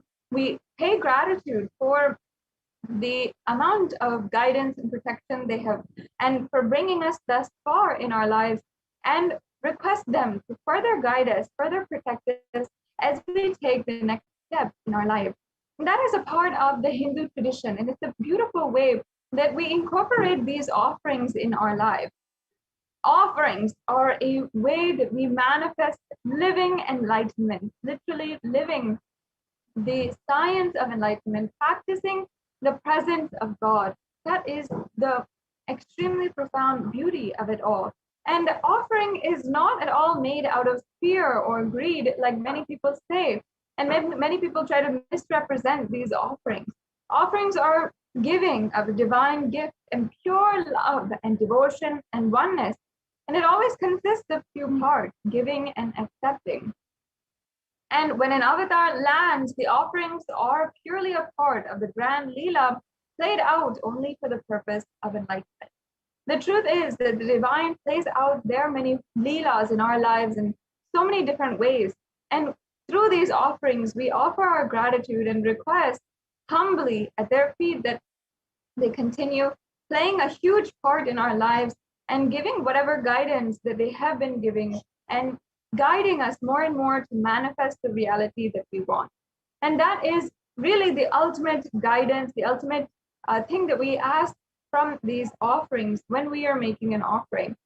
And more than we giving and we are trying to offer something, or we are trying to give a substantial amount of money, whether for whatever reason, more than that, the divine has manifested in our lives.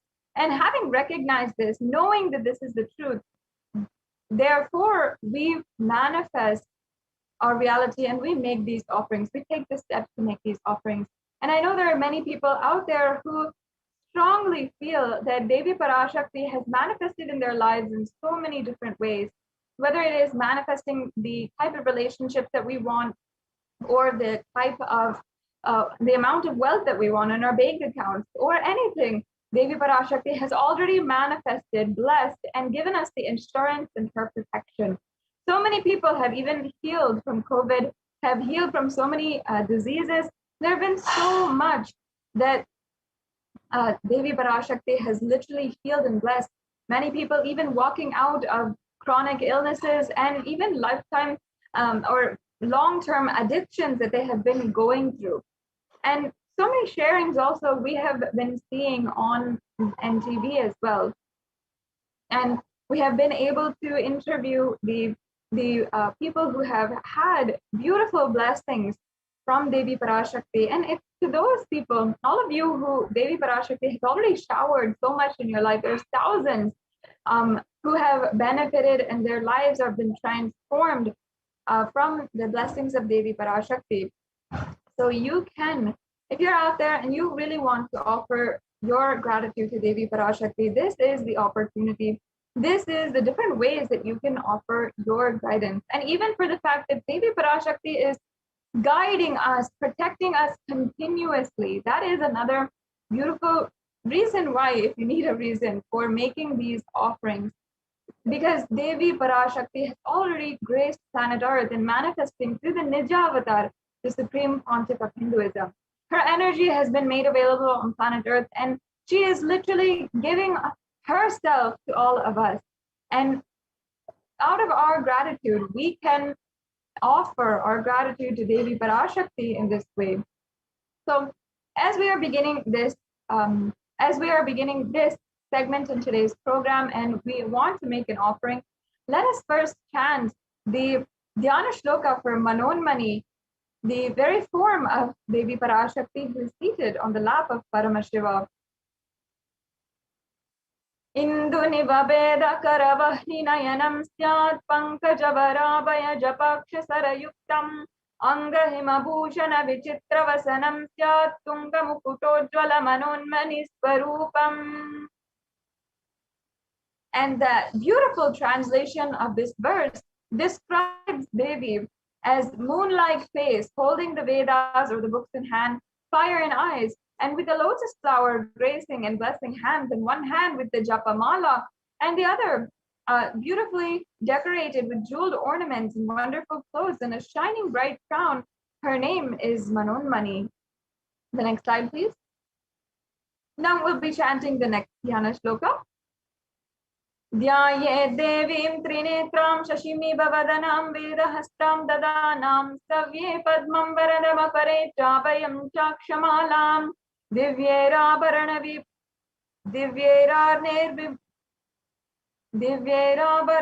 vibhushitatanum brahmadi pujitam devimeva manonmanim pratidinam kamatradhatrim shubham.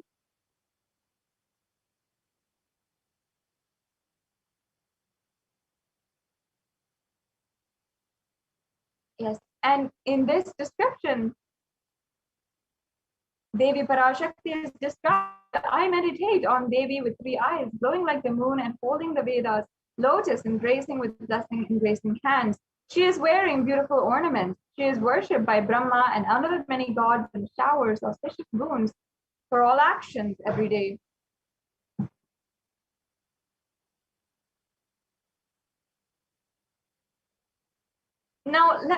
Now we have invited and invoked the presence of Devi Parashakti among us. Let us now understand the foundation, build the foundation and establish the significance of various different aspects of these offerings, beginning with the significance of the element gold. In this day and age, for human beings, you and I know the significance that society places on gold. We know its economic value. We know that it's a precious metal, and we know all the folklore and the popular culture behind gold, how it's associated with treasure. And from thousands of years, gold has always been such high value. But unfortunately, due to the lost sciences of Sanatana Hindu Dharma, the sacred significance behind gold is actually lost. We don't know what actually gold is worth to us. In fact, gold is a divine element. It purifies anything that it touches, and it is an element of spiritual significance and great spiritual power and healing and enlightening. Gold has the power to infuse sattva energy and infuse positive thought currents, and it can purify the being, and it can literally electrify, literally be able to powerfully energize anyone who wears it or anyone who even sees it or operates within its vicinity.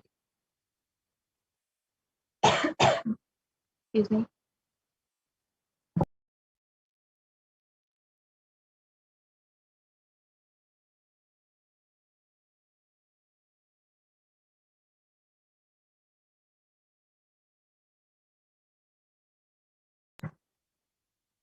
And gold is present in all of the Vedas, the Agamas, the Shrutis, Smritis, the Itihasas and Puranas. And in the Hindu scriptures, it is abundantly displayed that gold is the most auspicious and purest metal which purifies our being. In the Hindu civilization, everything was built in gold and exchanged in gold. Ritual feasts were offered in gold bricks. And one was to be saved from life-threatening illnesses, gold was offered as a ritual feast. And gold was in abundance and used for weighing equivalent amounts of commodities, including cows. And kingdoms were built with huge doors of gold. The streets would have huge doorways and huge archways made of gold. And even the horses and cows were all dressed and adorned in gold and worshipped as the divine, literally.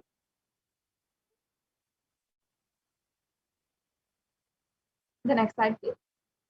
Yes. And the Hindu civilization literally thrived on the banks of rivers of gold. The Indus River was called the Hiranyamaya, the river of gold in the Rig Veda, and the river Saraswati was called the Hiranyavartani in the Atharva Veda. Gold is the supreme element for offering gifts to the ones you love and revere, and temples are constructed and paved in gold. Deities are made in gold and decked and adorned in gold because it preserves the enlightenment energy. For thousands of years, it literally lasts forever. Now that we have established each and every aspect of gold, which is extremely profound, let us now go into the array of offerings that we have. And beginning with the E-Hundi offering.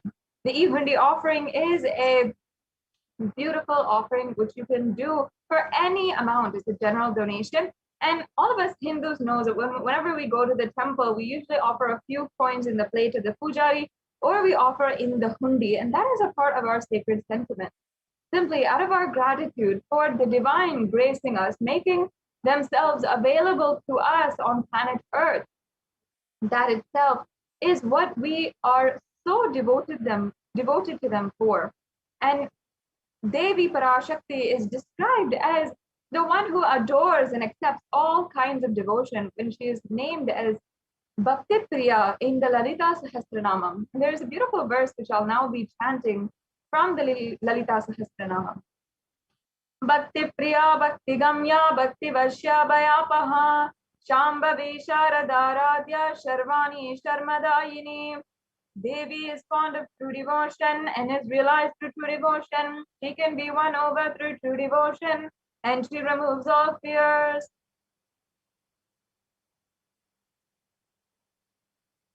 Yes, and the next slide, please. So, Devi Parashakti is sure to remove any of your fears. And the best part about it is that it's without any vested interest, without any conditions on her side. She doesn't ask for certain requirements and then only bestow on you all the compassion that she has. She simply removes it and accepts your devotion, how much ever you want to offer. So, and also Devi Parashakti is known to be the very goddess. And in this time when so many of us are starting to become more introspective, starting to question the purpose of our lives, the existence of society, and what we are built and what we have started to get used to as the definitions we have for life in the universe. This is the time that the need for Devi Parashakti becomes stronger, and the worship of Devi Parashakti is actually more auspicious. So once again, you can offer even the offering. If you are needing some guidance on how you can make these offerings today, stay tuned, and at the end of this segment, we will be going over exactly how you can make these payments and make these offerings today. Yes, and the next offering we have is the Sankalpa chanting. And the Sankalpa is a very profound prayer that is chanted before every single one of the rituals. So all the rituals that are available and are done in Sanatana Hindu Dharma always start with this Sankalpa chant.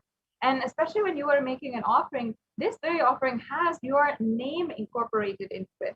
And that makes sure that the prayers of the Sankalpa itself that are embedded within the lines and the sacred chants of the Sankalpa, as well as all of the good energy, the positive thought currents that are generated during the program and during the whole ritual, are all bestowed on you. All the good punya, everything is bestowed on you.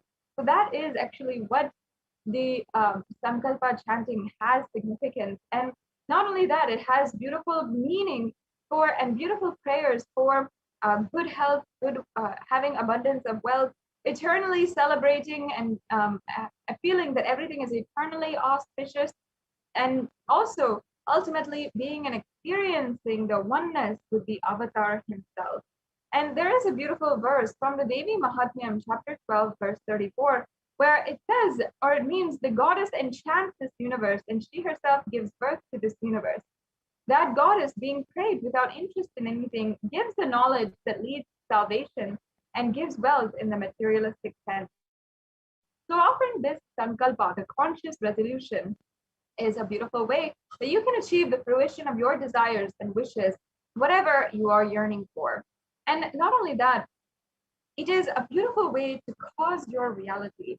Chanting the sacred mantras, keeping that resolution inside of your heart and chanting the mantras, creating the sacred vibrations in order to make that into reality is a very, very powerful way of manifesting the reality that you want. So you can offer this Sankalpa chanting, and it is also a very minimal amount, and it is very easy for you to offer this to be bestowed with the grace and blessings of Devi Parashakti.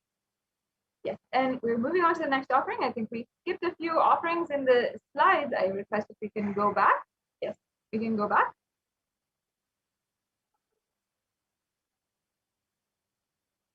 Can we go back to the previous slide, please? The next offering is, yes, we can go back.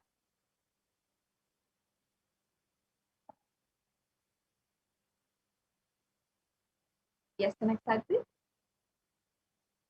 Sorry, we can go back to the previous offering. Yes. Okay, so the next offering is the Swarna Padma Pushpa. And this offering is actually referenced in the Kamitagama, where it says that all of the various kalashas, all the pots that are offered during the rituals of Paramashiva should be adorned with a golden lotus. And like this, there are hundreds of scriptural references where it talks about the use of the golden lotus or the lotus itself in the worship of Paramashiva. And that is because lotus is considered as a divine flower. The symbology of the lotus is rooted in its divine qualities. In fact, because it has such resilient qualities, such elegance and beauty, and it's known for its resilience, standing out as the most beautiful flower in any kind of pond water or polluted water or dirty water, whatever it is. And that is the divine quality of the lotus. And that is why in Sanatana Hindu Dharma, all the Vedic rishis associated the lotus with the worship of Paramashiva, and also just like gold, they placed it in all different kinds of symbology. They placed it in the arts and architecture. Even all of the chakras inside of our body are symbolized with lotuses and different petal lotuses. In fact, the Sahasrara chakra, as we'll be discussing later on in this segment, is represented by 1,000-petaled lotus. So the lotus has so much of significance, and also the lotus leaf, the pericarp, and the petals, each and every one has different significance and different uses in the worship of Paramashiva. That is also another reason why it is considered a divine flower. It can be used wholly.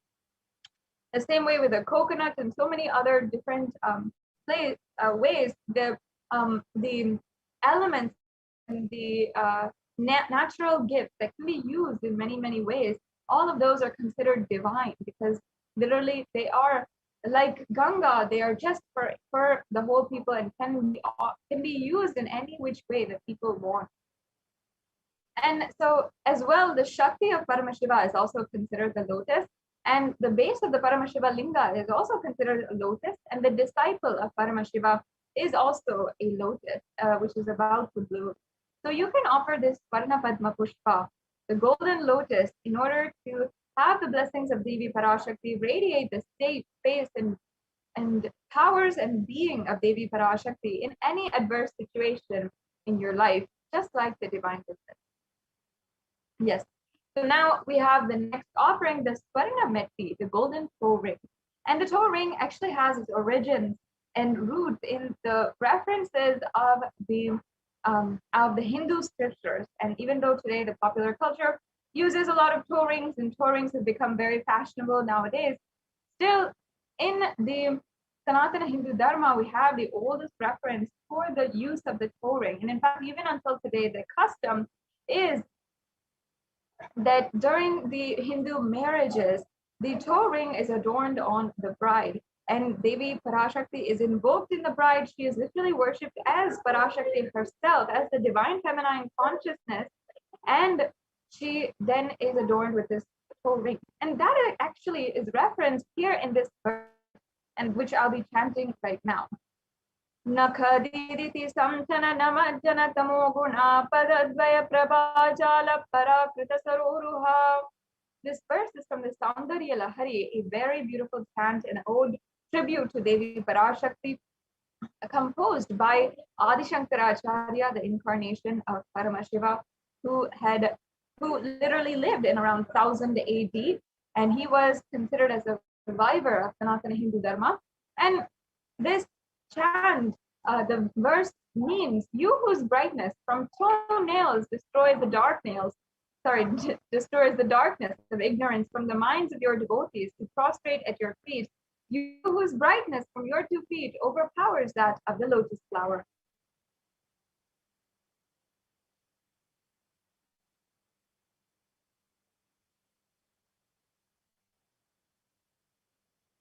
Yes, we can go on to the next slide.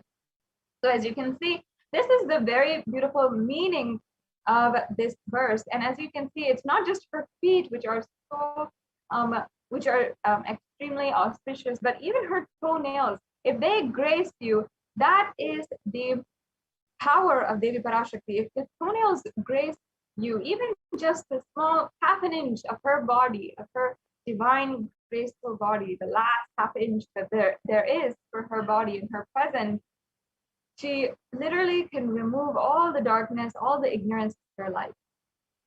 So this Swarnameti is a golden toe ring to adorn that very toenail. So that is the beautiful significance behind this verse and also behind this offering. You can make this offering and literally be blessed to have all the darkness, all the ignorance be removed from your life by the grace of Devi's toenail. So this is a very beautiful verse. The next offering is the Swarna Mantika. We can go on to the next slide, please.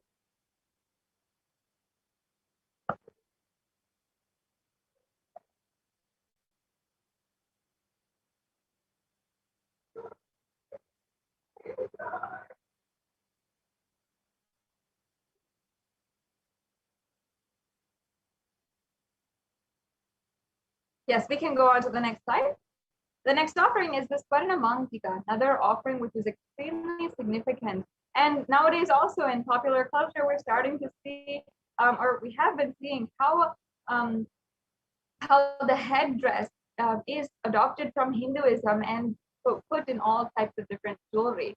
And that is the Mantika, which is a hairline jewelry that goes from the crown of the head to the forehead. And sometimes it's right across the forehead, sometimes it's along the hairline. And there's so many different ways that the Mantika has been adopted by the popular culture. But actually, again, this Mantika has origins in the Hindu culture and the Hindu jewelry. And that is because we adorn Devi Parashakti with this Mantika. It is actually a representation of the nectar which is flowing from the Sahasrara Chakra. And the Sahasrara Chakra is the crown center, as we had discussed before, is the represented by the lotus, 1,000-petal lotus at the crown of the head, and it is so powerful that literally when it opens, it is considered the enlightenment experience itself. And that is why when Devi Parashakti is also described as Shuddha Saravi Varshani, and that is means she who bestows the very ultimate experience of Paramashivoham, and whose nectar is overflowing from the Sahasrara Chakra, and who makes that very experience happen in you. So with her grace and blessings, and with this offering of the Mantika, you can offer this and be graced with the overflowing gratitude and the space of complete completion to Devi Parashakti. Yes, I request if we can go on to the next slide.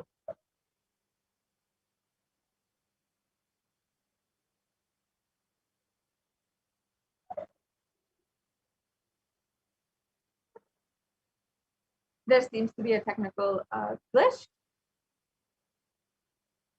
Sorry, to all the viewers, we'll just be right back with you and fixing this right away.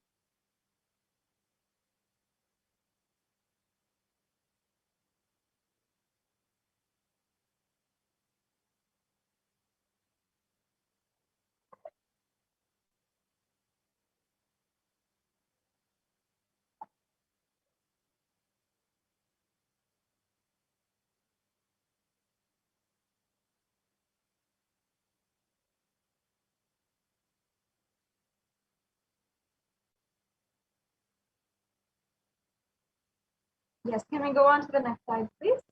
And we'll be coming to the conclusion of this segment. As you can see in the next slide, we'll be able to show a summary of all of the different offerings that you can do today.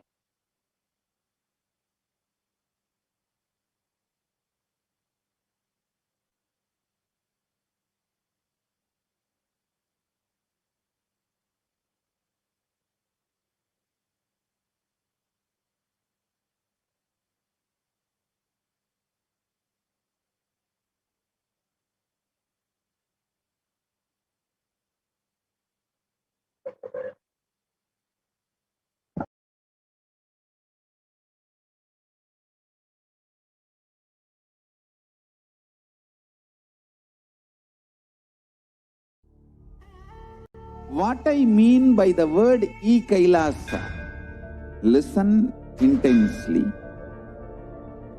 Enlightenment ecosystem, literally enlightenment itself, in your own home, wherever you are.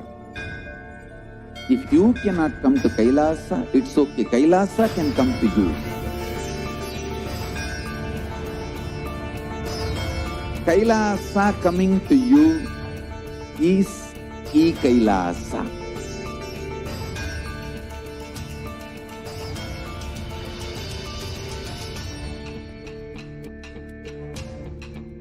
I will revive Hinduism.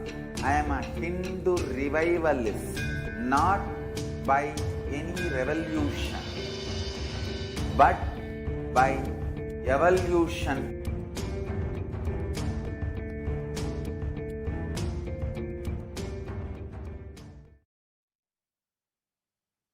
Yes. So as you can see, this is the Swarna Mangtika, the golden hairline jewelry that he's offering. And this Mangtika again represents the nectar overflowing from Sahasrara Chakra.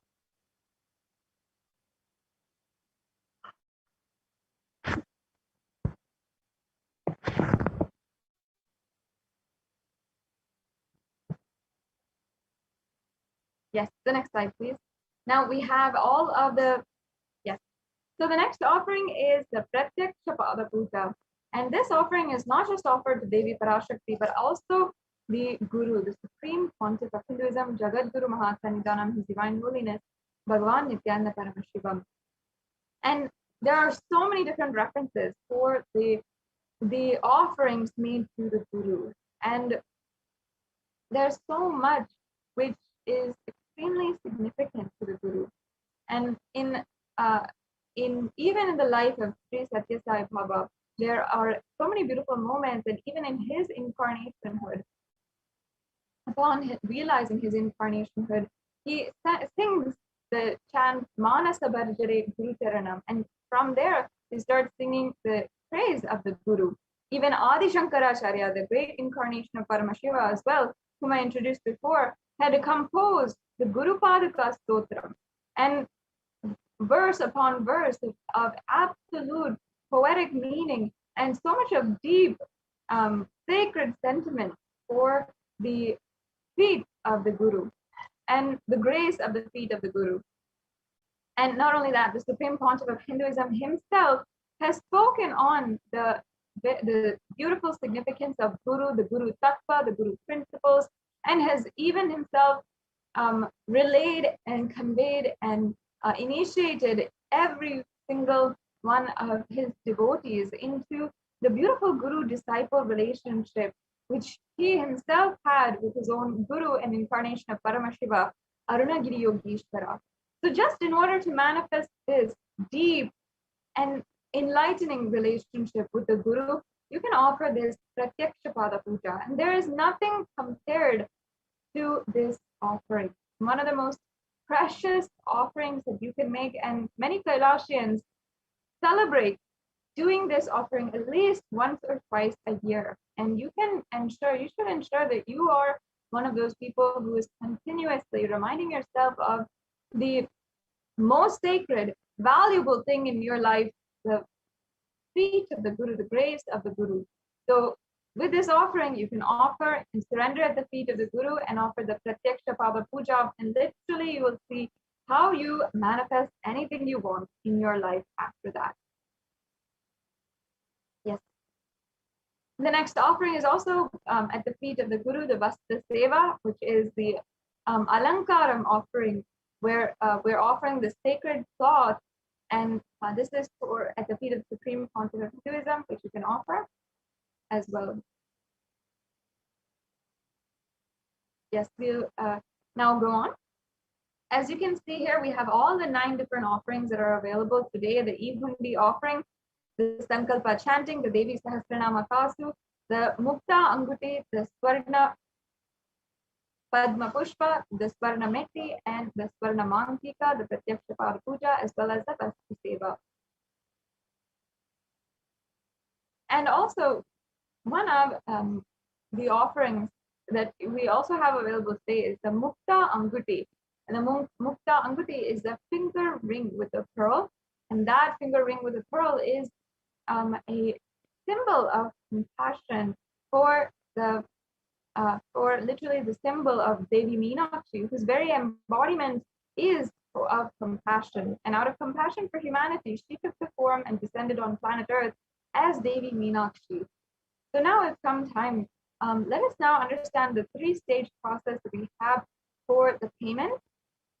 And if you're interested in making an offering today, so the first stage is the preliminary stage. If you are simply interested in one of these offerings, pique your interest, whatever it is, you can fill out the intention form. Perhaps one of these offerings Perhaps one of these offerings has piqued your interest and you really wanted to offer it, yet you might not be able to in some way. You can always go to the registration form, the BHAVASAMADHI DARSHAN registration form, and you can fill that out and ensure that you are making your intention today to make an offering. And that is strong enough to make this offering happen in your life. And you can always make this offering at a future time when you're more comfortable. You have the time, the money, the resources, and everything available for you. Yes, as you can see here, this is the BHAVASAMADHI Darshan form. We can show that now. Thank you.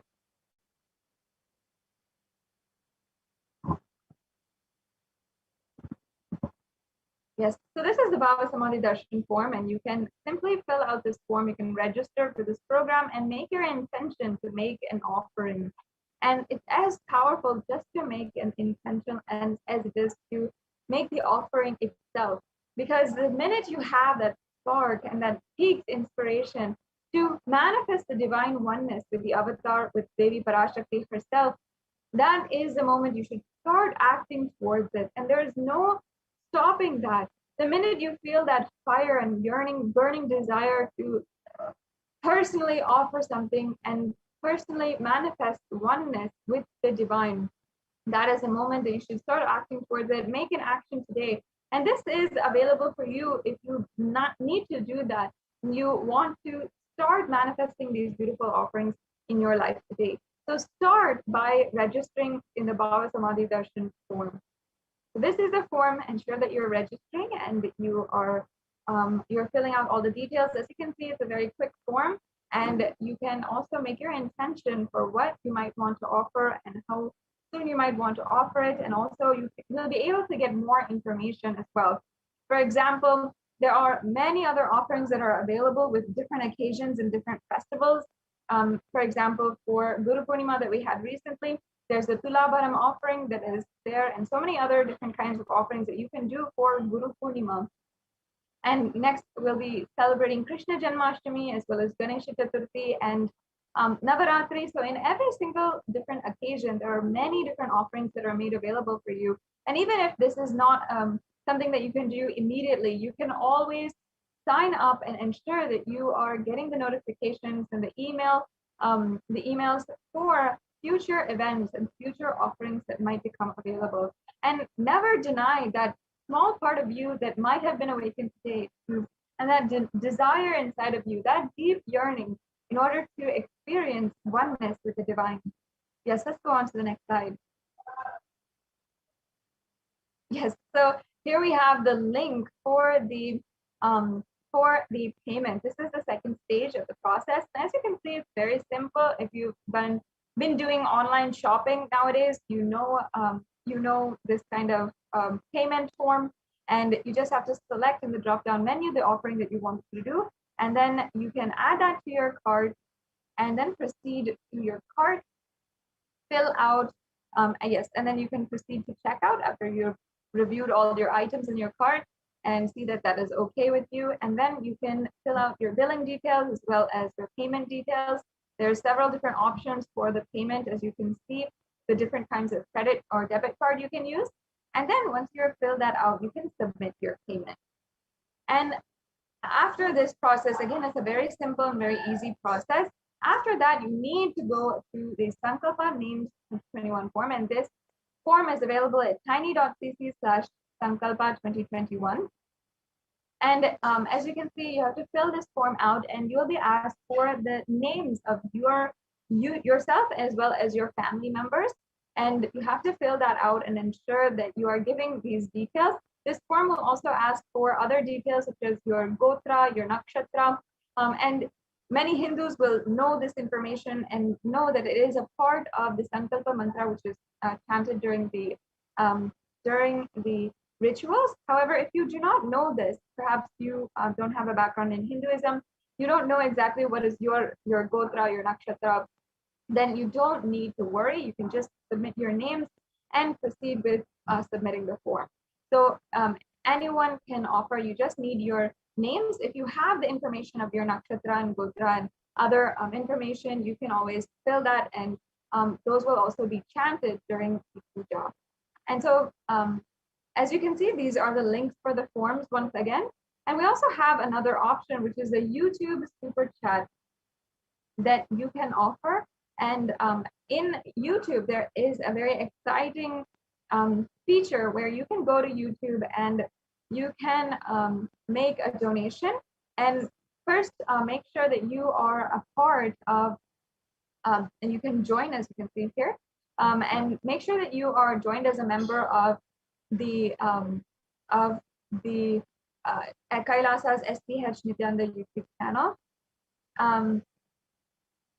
And then you can go to the super chat and super sticker option. So the super chat option is where you can make a donation, and the super sticker option is where you can send a cute little sticker as well. And sometimes you can send this and directly the Supreme Council of Hinduism himself will see it. And you can always offer these very cute little stickers with a donation as well. And in this way, you can make a donation either through credit card, through PayPal, or through debit card as well. And so, yes, as you can see here, this is how you can make an offering, and you can slide basically this handle in order to increase or decrease the amount you want to offer. And yes, as you can see, we have people who are making offerings right now. Thank you so much for your donations towards Kailasa and towards this Devi Parashakti Akashik reading program. And you will be able to make any kind of offering that you'd like. And as well, in the super chat, we also you can also ask your questions, and you can also ask during the power demonstration that is happening. You can ask for body scanning as well. That is available, and you can directly interact with the initiated Gurukul Balasans and directly ask them for anything that you might want. So yes, that brings us to a conclusion of this segment in today's program. And we'll be moving on to the next segment, and we'll be moving on to the next segment in today's program, where a representative from the Adi Kailasa Sarvajna Peetham will be sharing with us the latest update about the Kailasa COVID Care Center in Adi Kailasa Sarvajna Peetham, as well as all over India, which recently has been actually recognized by the UN and published in the Human Rights Commission website, which is a very, very notable branch of the United Nations. So this is a very interesting as well as victorious update that we will be hearing from the representatives of Adi Kailasa Sarvajna Peetham, who are there and literally running the Kailasa COVID Care Center. So it's a very exciting thing. And well, this UN report was also submitted as a proposal for the different ways that an international treaty can be proposed for nations to come together and address the COVID-19 pandemic as a globe at large. So Kailasa is literally participating in these extremely important global issues as well, and leading so by submitting reports and giving solutions from Sanatana Hindu Dharma. Very, very exciting. And Ma Dayamay Swami from Adi Kailasa Sarvajna Peetham will be leading the next segment, where we'll be really understanding the nuances and the nuances of the COVID report, the COVID and multilateralism report that was submitted to the United Nations, as well as the latest updates and the ongoing of the Kailasa COVID Care Center in Adi Kailasa Sarvajnapeetham as well as all over India. So thank you so much, Ma Dayami Swami, for joining us today and helping all of the viewers understand the latest updates from Adi Kailasa Sarvajnapeetham, and which are extremely exciting and a very good news for Kailasa being recognized by the United Nations for the contributions and solutions towards the global pandemic that is going on. Thank you so much for joining us. Thank you so much, Ma We'll be moving Sadashivapriya. on to your segment right now.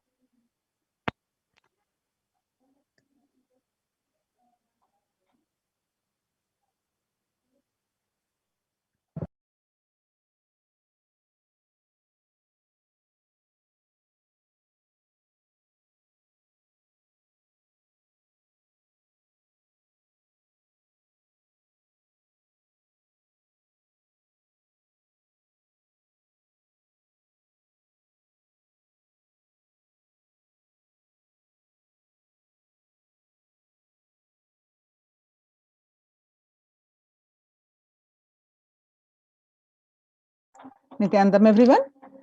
Welcome.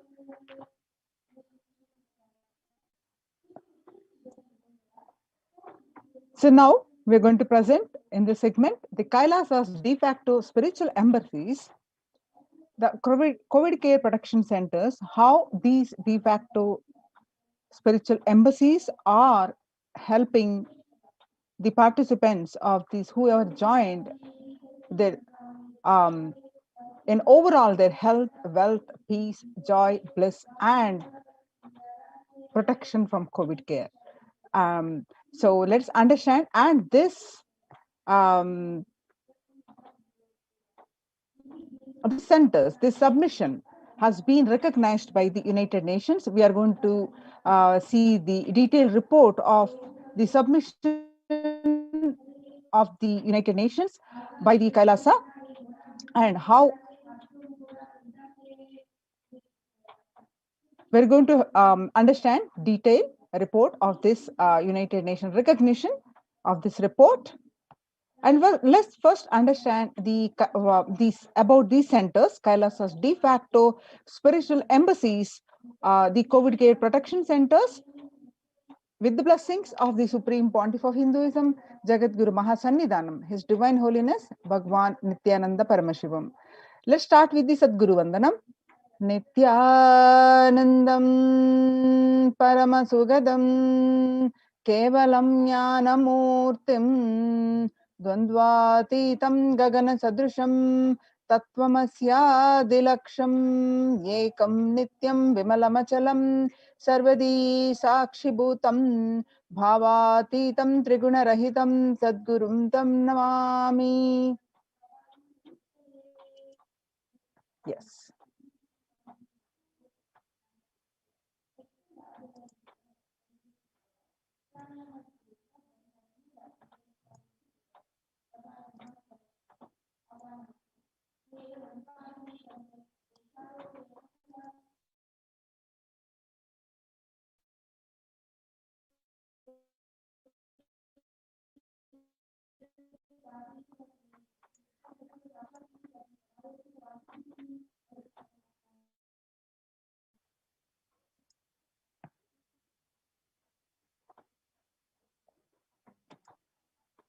Yes.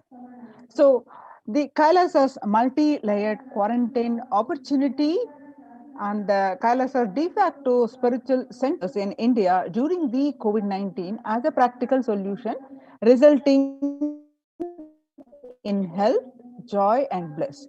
So with the blessings of the Supreme Pontiff of Hinduism, Jagat Guru Mahasannidhanam, His Divine Holiness Bhagwan Nithyananda Paramashivan's blessings,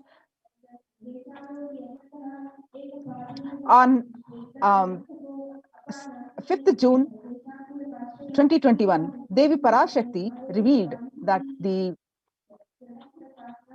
due to the pandemic, the world majorly suffers with the mental illnesses, with the depression, anxiety, and related issues. And the state of the world reports across the various sources confirming the same. And let us also understand how the what Devi revealed, how the across the world reports are confirming how the Kailasa's de facto spiritual centers are implementing these remedies and successful in implementing these. And we also see the greatest news that the few days back, the United Nations recognizes these efforts of Kailasa and published this detailed report of the protection. So let's understand more details. The revelations to the world by the Devi Parashakti on 5th June 2021. Not only people dying in crores, the financial and mental retardedness, you will also see minds getting collapsed. Freedom from all this suffering is the life of living enlightenment. First, prevent yourself from this deadly corona. Oh, people, do the job of saving your life as first priority. Listen properly, people. The only way to protect yourself from this overflowing cosmic pralaya and from the demonic people who search for destruction for themselves and for others because of pralaya, go to Adi Kailasa, get shelter at the feet of Paramashiva. Save yourself from corona and death, economic crisis, and mental collapse that is formed because of corona. Save yourself and move towards enlightenment. Move towards Paramashiva, Parampurul. Do yoga and tapas. Do seva to all the devotees of Paramashiva. Live a good life. Just for that, I have opened the doors of Adi Kailasa. For all those in the universe, not only human beings, as even Siddhas, Jnanis, and Yogis have come and doing penance in Adi Kailasa. For everyone who come, goodness, prosperity, jnanam, and yogam will overflow. Do not have fear, bliss is there. And do not have worry, I will protect with goodness. Just for that, I have opened the doors of Adi Kailasa. For all those in the universe, not only human beings, as even Siddhas, Jnanis, and Yogis have come and are doing penance in Adi Kailasa. For everyone who come, goodness, prosperity, jnanam, and yogam will overflow. Do not have fear, bliss is there. Do not have worry, I will protect with goodness. Happiness is there, enlightenment is there. Do not have fear, bliss is there. I am solving sufferings. I am the Samayapurattu Kannatal who comes and helps at the right time. These are the revelations about our mental health. They be revealed on 5th June 2021. And the media articles confirming the same on 6th June 2021. The global news, according to that, the psychiatric symptoms like depression, anxiety exhibited by the COVID-19 patient, according to a new study, neurological symptoms like depression and anxiety are also showing to be common in those who have contracted COVID-19, even in more mild cases. The revelations about this mental health on 5th June and media articles confirming the same on 8th June 2021 by BMC Psychology, the impact of COVID-19 on the mental health of US college students. The results indicate that the students closer to graduating faced increases in anxiety, which is 60.8%, and feeling of loneliness, which is 54.1%, and depression, which is 59.8%. Many reported worries for the health of loved ones most impacted their mental health status, which is 20%. And the need to take care of family most affected current and future plans, which is 31.8%. Almost one half of students took exercising and other remedies to combat this. The revelations about the mental health issues by Devi Parashakti on 5th June 2021 and the research confirming the same on 10th June 2021. The rates of anxiety and depression among college students continue to soar, researchers say. Researchers at Dartmouth College, who have tracked the moods and behaviors of about 200 college students for 4 years, say stress levels are at their highest. By Lauren Lumpkin, the Dartmouth College researchers began tracking 217 students when they entered the school as freshmen in 2017 in the hopes of understanding how they behave. They have seen students' stress levels rise and fall, usually in tandem with midterm and final exams. But since the onset of the coronavirus pandemic, the rates of depression and anxiety have soared and have showed no signs of coming down. Since, said the Andrew Campbell, a researcher and computer science professor. The psychology today on coronavirus, the psychological trauma and PTSD event report. According to the report, psychologytoday.com, that much has been said about the mental health crisis that is occurring related to the coronavirus pandemic. Much of this information has focused on the all consuming anxiety, panic, and fear that many are experiencing. While this is important and needs to be at the forefront of discussions, something that has not been discussed in the, psychologically traumatic nature of what our mission, what our nation and our world and is experiencing.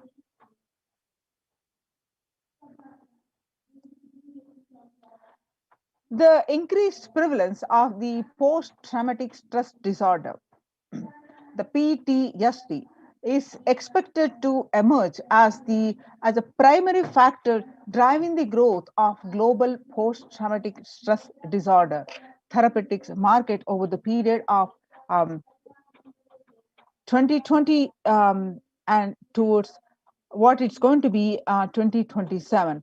It is going to be increasing 11.91%. What it was in 2019 to 2027, it's going to increase about 11.91%. The CNN reports that there is a high prevalence of mental distress in countries across the globe due to the coronavirus pandemic, especially among healthcare workers and the children, according to the United Nations and the World Health Organization. The impact of the pandemic on people's mental health is already extremely concerning. The World Health Organization Director, General Tedros Adhanom, says in a recent press release. It is now crystal clear that the mental health needs must be treated as a core element of our response to and recovery from the COVID-19 pandemic, Tedros added. Yoga greatly improves mental and spiritual and physical health. People who practice yoga experience less anxiety, less depression, and fewer symptoms of post traumatic stress disorder. Yoga also improves well being, including increased gratitude, relatedness, acceptance, centeredness, empowerment, self esteem, compassion, self awareness, and hope. Yoga can help us to manage stress and self regulate, an important tool in the current time. We are all equipped with the innate coping strategies for responding to stress, but sometimes our stress response can become out of balance. We are living in a world that regularly activates our sympathetic response, the body's way of responding to stress, sometimes called fight or flight. This is balanced by our parasympathetic response, the way our body helps us to relax and rest.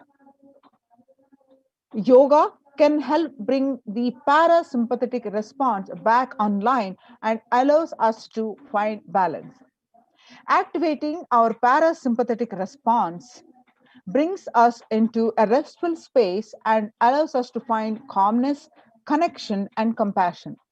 The deep mindful breathing of yoga and meditation stimulates the vagus nerve, which activates the parasympathetic nervous system and supports self regulation and stress management.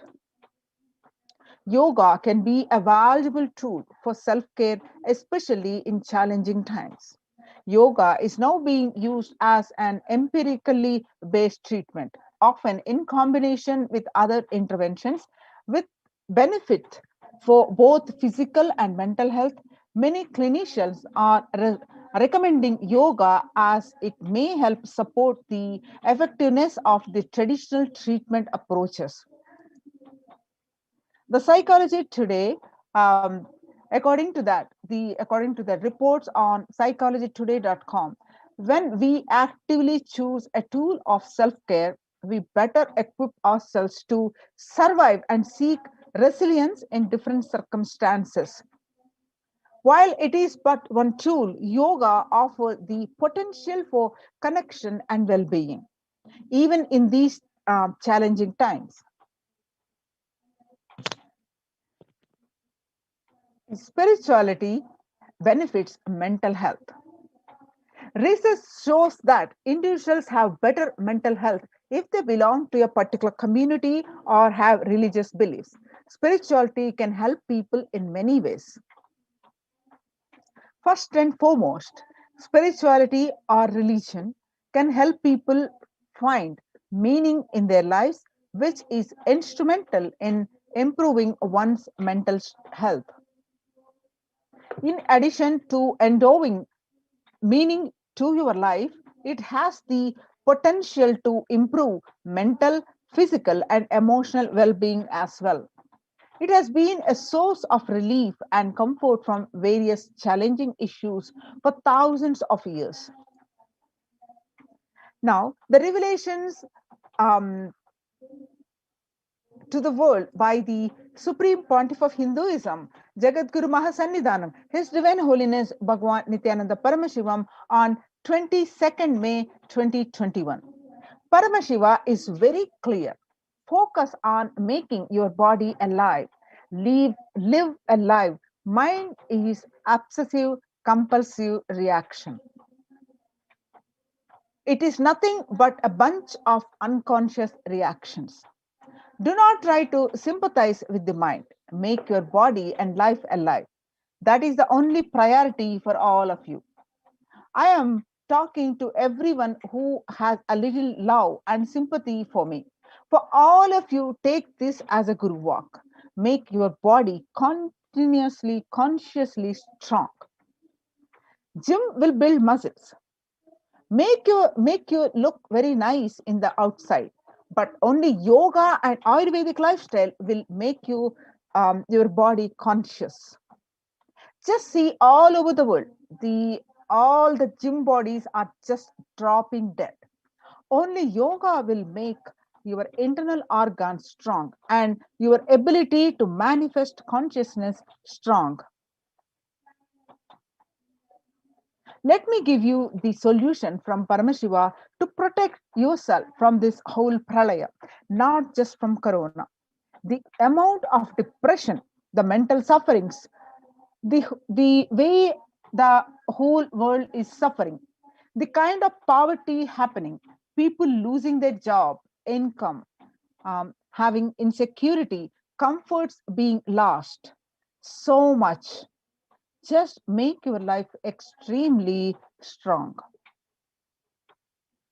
The Supreme Pontiff of Hinduism continued to say that 3 years back, I said, keep yourself alive for next 3 years. I have enough evidence that 3 years back, I trained the whole Kailasa. First, the devotees in their own homes, and second, the Kailasa inside the Sangha, physically, mentally, psychologically, or consciously for a quarantine life.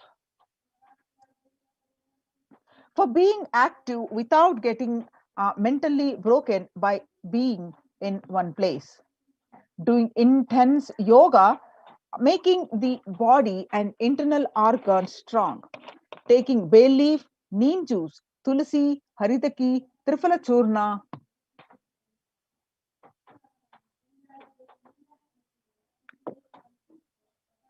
Ayurvedic lifestyle, and lifestyle of less food and more energy and more activism.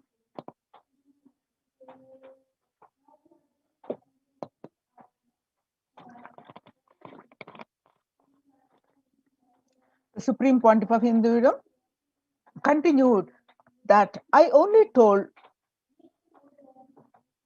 it is only for an important reason. Please wake up. Quarantine yourself and build your body. Do not bother about your business or any other profit or and anything else. This year, if you are alive, that is the greatest profit.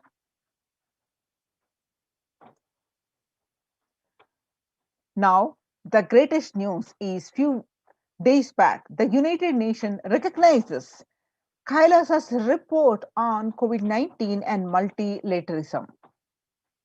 You can see the screenshots of this report, which are posted in the Supreme Pontiff of Hinduism, Jagadguru Mahasannidhanam, His Divine Holiness Bhagavan Nithyananda Paramashivan's Facebook profile. You can Facebook page.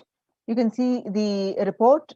Screenshots of this report are here. You can go ahead and click on this link and read the detailed report of this, which are published in the on the United Nations, which recognizes the Kailasa's efforts on the implementation in the Kailasa's de facto spiritual centers about the protection from corona, and successfully in a fair amount of success has been achieved in these centers, which now United Nations recognizes.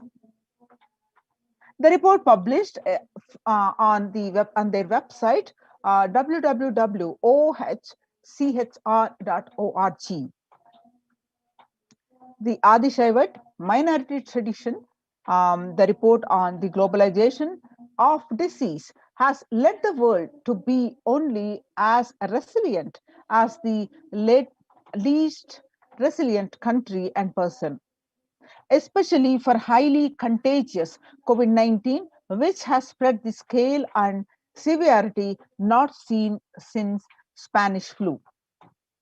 The variants of the virus, such as the Delta, Delta plus, Epsilon, and Gamma, continue to threaten even those vaccinated. The secondary diseases, such as black fungus, are targeting COVID patients and killing almost 1 in 2 persons in such cases. Human life is more precious and important than all the academic principles or systems in totality, because of all these concepts are legitimate only because of their ultimate value, which is to be fundamentally make human life better.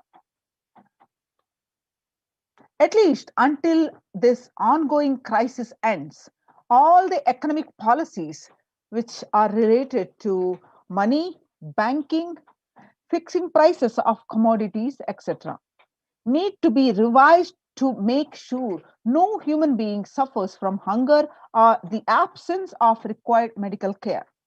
For this purpose, Kailasa has presented a detailed report on effective solution for COVID-19 through the multilateralism that was published at the United Nations website of the www.ohchr.org. The United Nations also published earlier the reports on indigenous women and girls and reports on femicide. Now let us see the detailed report on COVID-19 and multilateralism, which was published recently, few days back, a report by the Adi Shaivat Minority Tradition ASMT Community, Hindu Community Kailas Union. The details of the report as follows. Introduction, the key obstacles. Number one, globalization of disease has led the world to be only as resilient as the least resilient country and person, especially for highly contagious COVID-19, which has spread with a scale and severity not seen since Spanish flu. The variants of the virus, such as the Delta, Delta plus, Epsilon, Gamma, continue to threaten even those vaccinated. The secondary diseases, such as black fungus, are targeting COVID-19 patients and killing almost 1 in 2 persons in such cases.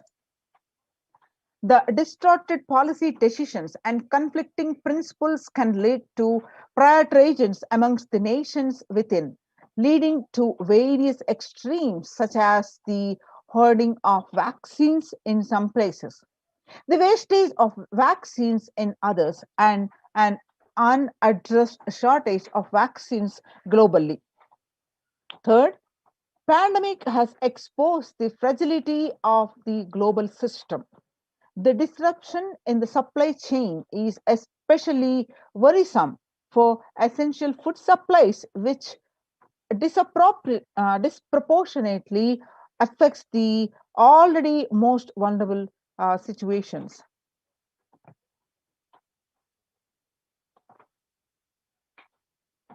The lockdown have brought the global economy into crisis, bringing recessions and worsening unemployment rates.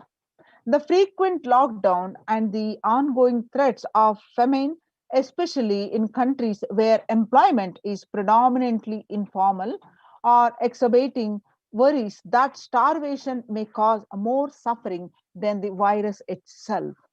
Far more from the SDG2, zero hunger. The number is now predicted to come close to 1 billion. The supporting documentation published on the website, you can see now.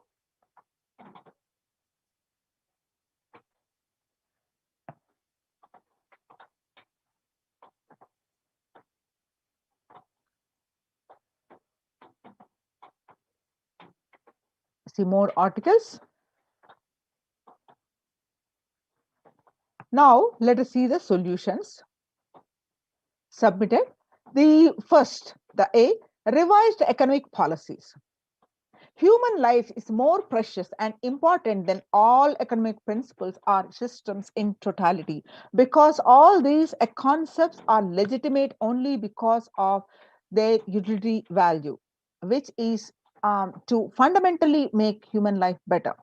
At least until this ongoing crisis ends, all economic policies related to money, banking, fixing prices of commodities, etc., need to be revised to make sure no human being suffers from hunger or the absence of required medical care. As per Hindu principles, the world, including the economy, evolves through the 5 phases. The 5 phases are creation or growth, sustenance or stagnation, recession or revitalization, reinvention, that is 4th, and 5th, breakthrough. As per Hinduism, conventional economic growth is observed when best practices are applied diligently. However, during times of crisis led us to the 4th and 5th phases, wherein the need to reinvent and deliver a breakthrough becomes both a survival need and an opportunity to surpass any means and measures of conventional economic growth. According to the key nations, increased public expenditure during the Great Depression of 1929 improved the economy. However, the government never completely gave up trying to balance the budget, which resulted in it never spending enough to bring the economy out of recession until the Second World War. Similarly, the current crisis requires the governments to temporarily discard trying to balance economic interests that compromise quarantine safety and put human life at risk, and rather reinvent their economic strategies and multilateral coordination for benefiting during the subsequent breakthrough period after the end of the crisis. The Hindu multilateralism. There is an immense inequality in the capacities of governments, organizations, and people in two grounds. First, health response. Second, economic recovery. Surviving the highly contagious COVID-19, where the world is only as resilient as the latest resilient country and person, requires governments, organizations, and people to collectively address the crisis.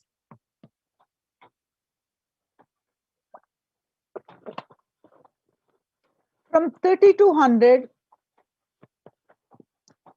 BCE 21, 56 nations in Asia had multilateral treaties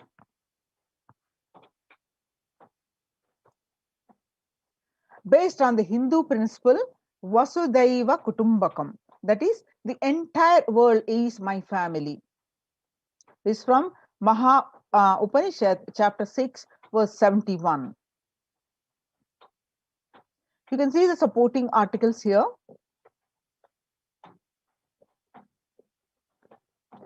This requires a friendly quarantine setups which are self-sustained and sufficient in terms of food stock and supplies, recreation, employment, education, etc. In India, state governments have attempted to provide free and paid solutions which face various challenges related to hygiene, exorbitant pricing.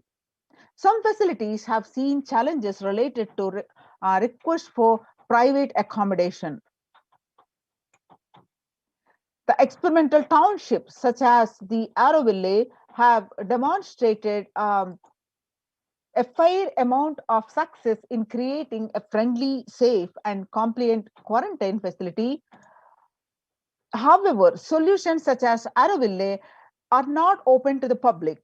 For 2 decades, the leader of the ASMT community, Hindu community, the Supreme Pontiff of Hinduism, Jagat Guru Mahasannidhanam, His Divine Holiness Bhagwan Nithyananda Paramashivam, had been creating townships like Auroville across more than 100 cities in several countries.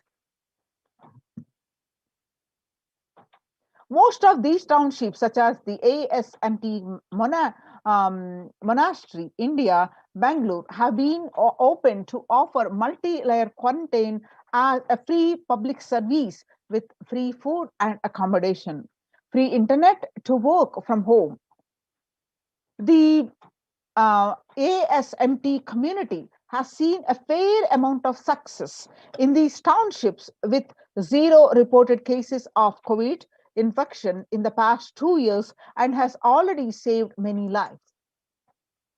Next, the Supreme Pontiff of Hinduism, Bhagwan Nithyananda Paramashivam, has urged citizens worldwide, especially from regions severely affected by the pandemic, to protect themselves as the topmost priority and avail these free quarantine facilities that the community has created.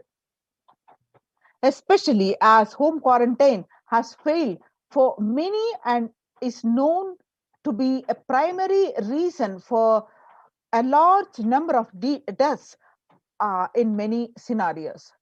The Supreme Pontiff of Hinduism, Bhagwan Nithyananda Paramashivam, has emphasized the need and urged the government worldwide to provide food, safety, medical care, shelter, and all survival needs to all human beings under their care.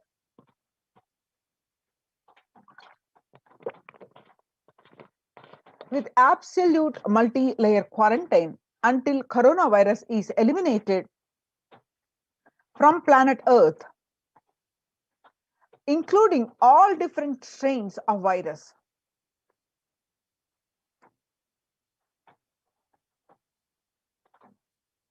The translation of the Maha Upanishad, chapter 6, verses 71 to 73, only the denigrated, small-minded, with a very pathetic outlook of life, discriminate between kin and a stranger.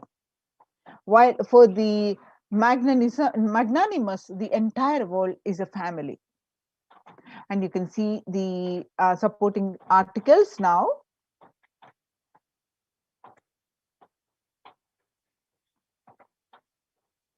Which are part of the report. The next, educate citizens on individual pandemic management. Unlike previous pandemics, the current era provides active, real-time visual information about fatalities. Underreporting of this data may give false hope and make people reckless. Exaggerations in reporting can also make people reckless, as they may feel eventual death due to a coronavirus is inevitable.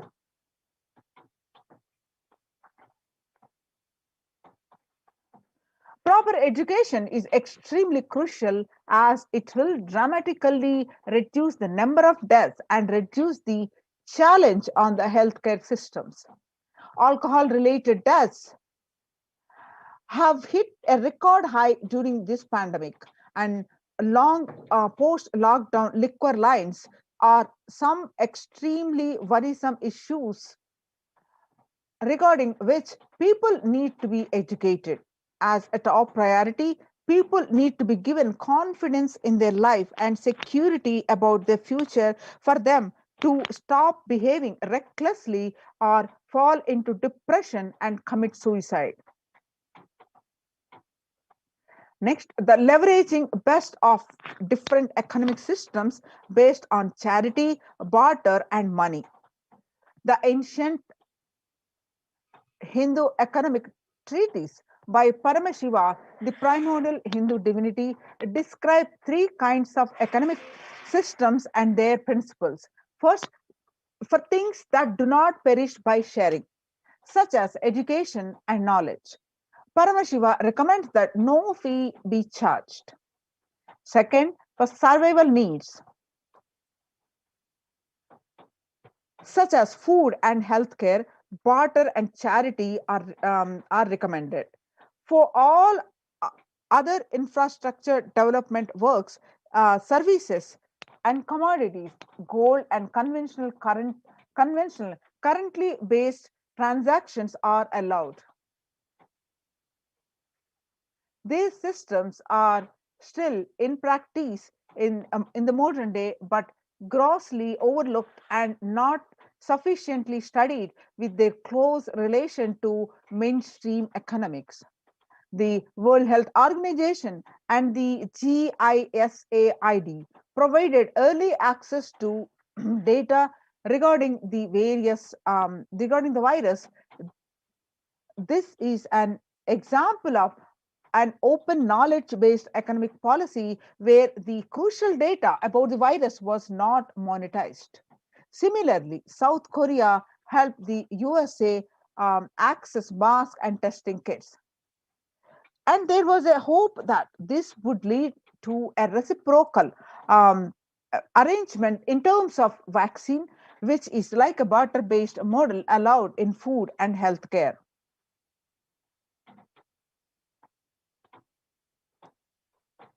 Hindu policies for food security. A highly effective concept for ensuring food security in ancient Hindu nations was that the food grain banks. These were prevalent until 18th century. The elderly in villages would start food grain banks with the seed capital of grains collected by fundraising. If any person met with a crisis such as a crop failure, the food grain bank would lend him grains in exchange for an interest. The compound interest was prohibited in grain banks, which the debtor was expected to return with the principal gain amongst the principal gain amount during the next harvest. The bank would expand its reserves of food grains based on interest earned and the donations. At the time of severe crises such as famine, the entire village would be able to withdraw these grains, and if required, all such um, grain loans would be written off on humanitarian grounds. Next, the Hindu temple food is shared for free as a policy. This was the case in both ancient times and in modern times. For 27 years, every month, the Hindu ASMT community has served more than 3 million free organic meals in religious gatherings to everyone without discrimination and has served over 1 billion free meals in total. Such private and public efforts are crucial to ease the threats of starvation, which is estimated to hit the a billion people worldwide. Next, the monitor global health. The crisis requires governments to take aggressive, proactive measures to monitoring health. Smartphone applications have been used by government that are based on health code color symptoms that categorize individuals into three color groups based on their health status and travel history, and then determine whether they need to be quarantined.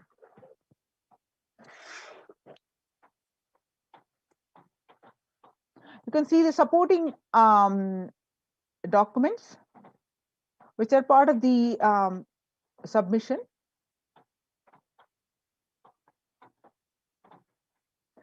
Though there were privacy related concerns associated with these approaches, some of these measures, such as agile daily reporting systems for accounting of newly suspected diagnosed asymptomatic cases, number of deaths, and generating area wise statistics have played are an important role in proactively responding to curb the spread of the disease and are being considered for implementation by various countries. You can see the supporting documents now.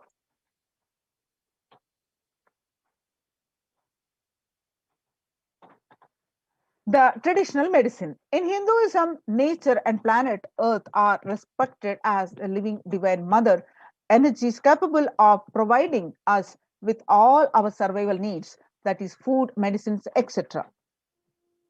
Though traditional medicines such as TCM and Ayurveda are effective in addressing COVID-19 related issues, and a few years ago, a Nobel Prize was awarded for scientific work based on traditional medicine. The mainstream Western medicine has chosen and characterized Ayurveda as pseudoscience and TCM as unscientific.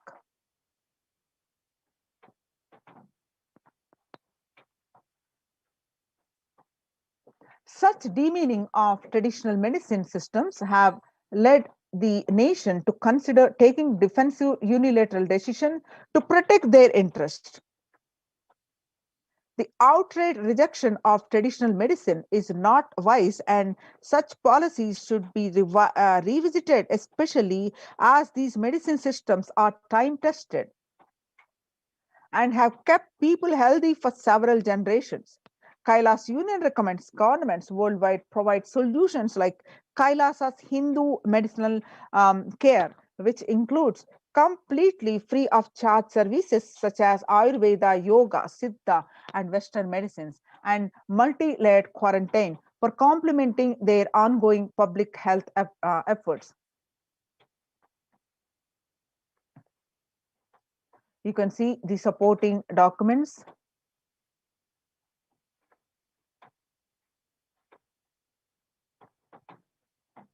Multilateral strategies and coordination for the pursuance of SDG 11, sustainable cities and communities, with additional emphasis on multi-layer quarantine.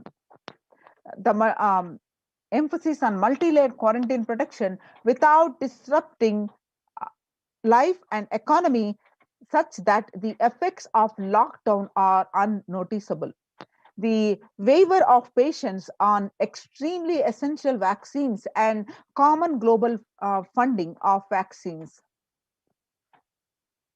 Everyone should be provided access to traditional healthcare systems free from policies that are prejudicial and discriminatory towards these systems.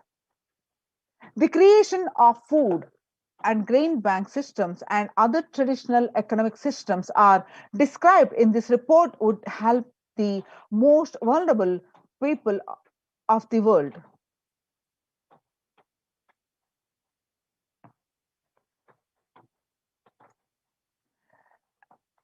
Everyone should be provided access to traditional healthcare systems free from policies that are prejudicial and discriminatory towards these systems.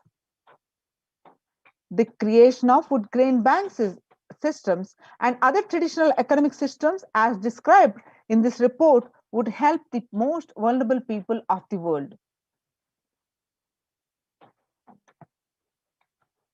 I can see some more reports as part of the program, which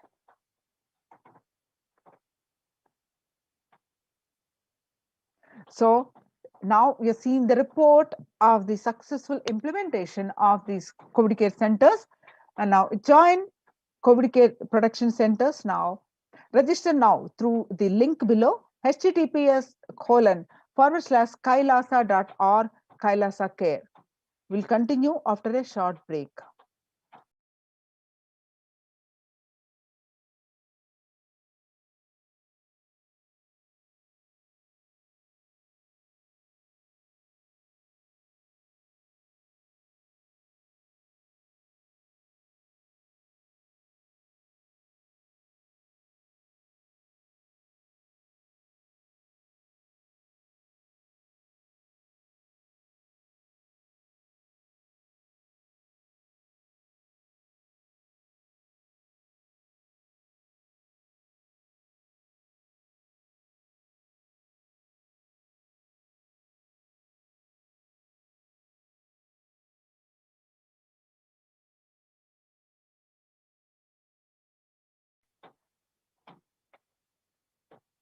Now let us understand how the Supreme Pontiff of Hinduism, reviving the temple sciences and the Kailasa's de facto ecosystems. And across the world, especially across India, all the major temples have shut down. And Kailasa has opened its doors for one and all. For example, amidst the raising the COVID-19 cases in Maharashtra, and Shirdi Sai Baba and Mumbai Siddhivinayak temple will remain shut for devotees till further orders.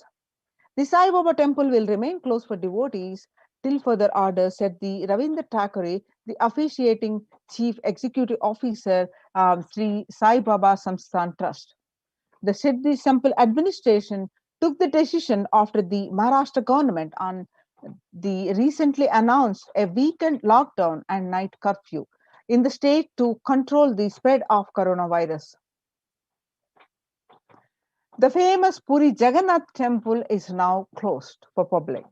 Keeping in view the surge of the COVID-19 cases in Odisha and also in Puri, the authorities of the temple of Lord Jagannath in the pilgrim town recently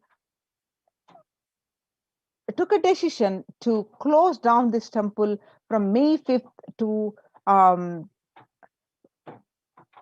due to a statewide lockdown was imposed by the Odisha government. Not only this, the all religious places closed for public in Bhubaneswar as city records the highest daily COVID surge. with the Odisha capital Bhubaneswar registering the highest ever single day spike of 581 new COVID-19 cases, the local municipal authorities recently declared the closure of all religious places like temples, mosques, gurudwaras, and churches for devotees from the recent Wednesday till further order.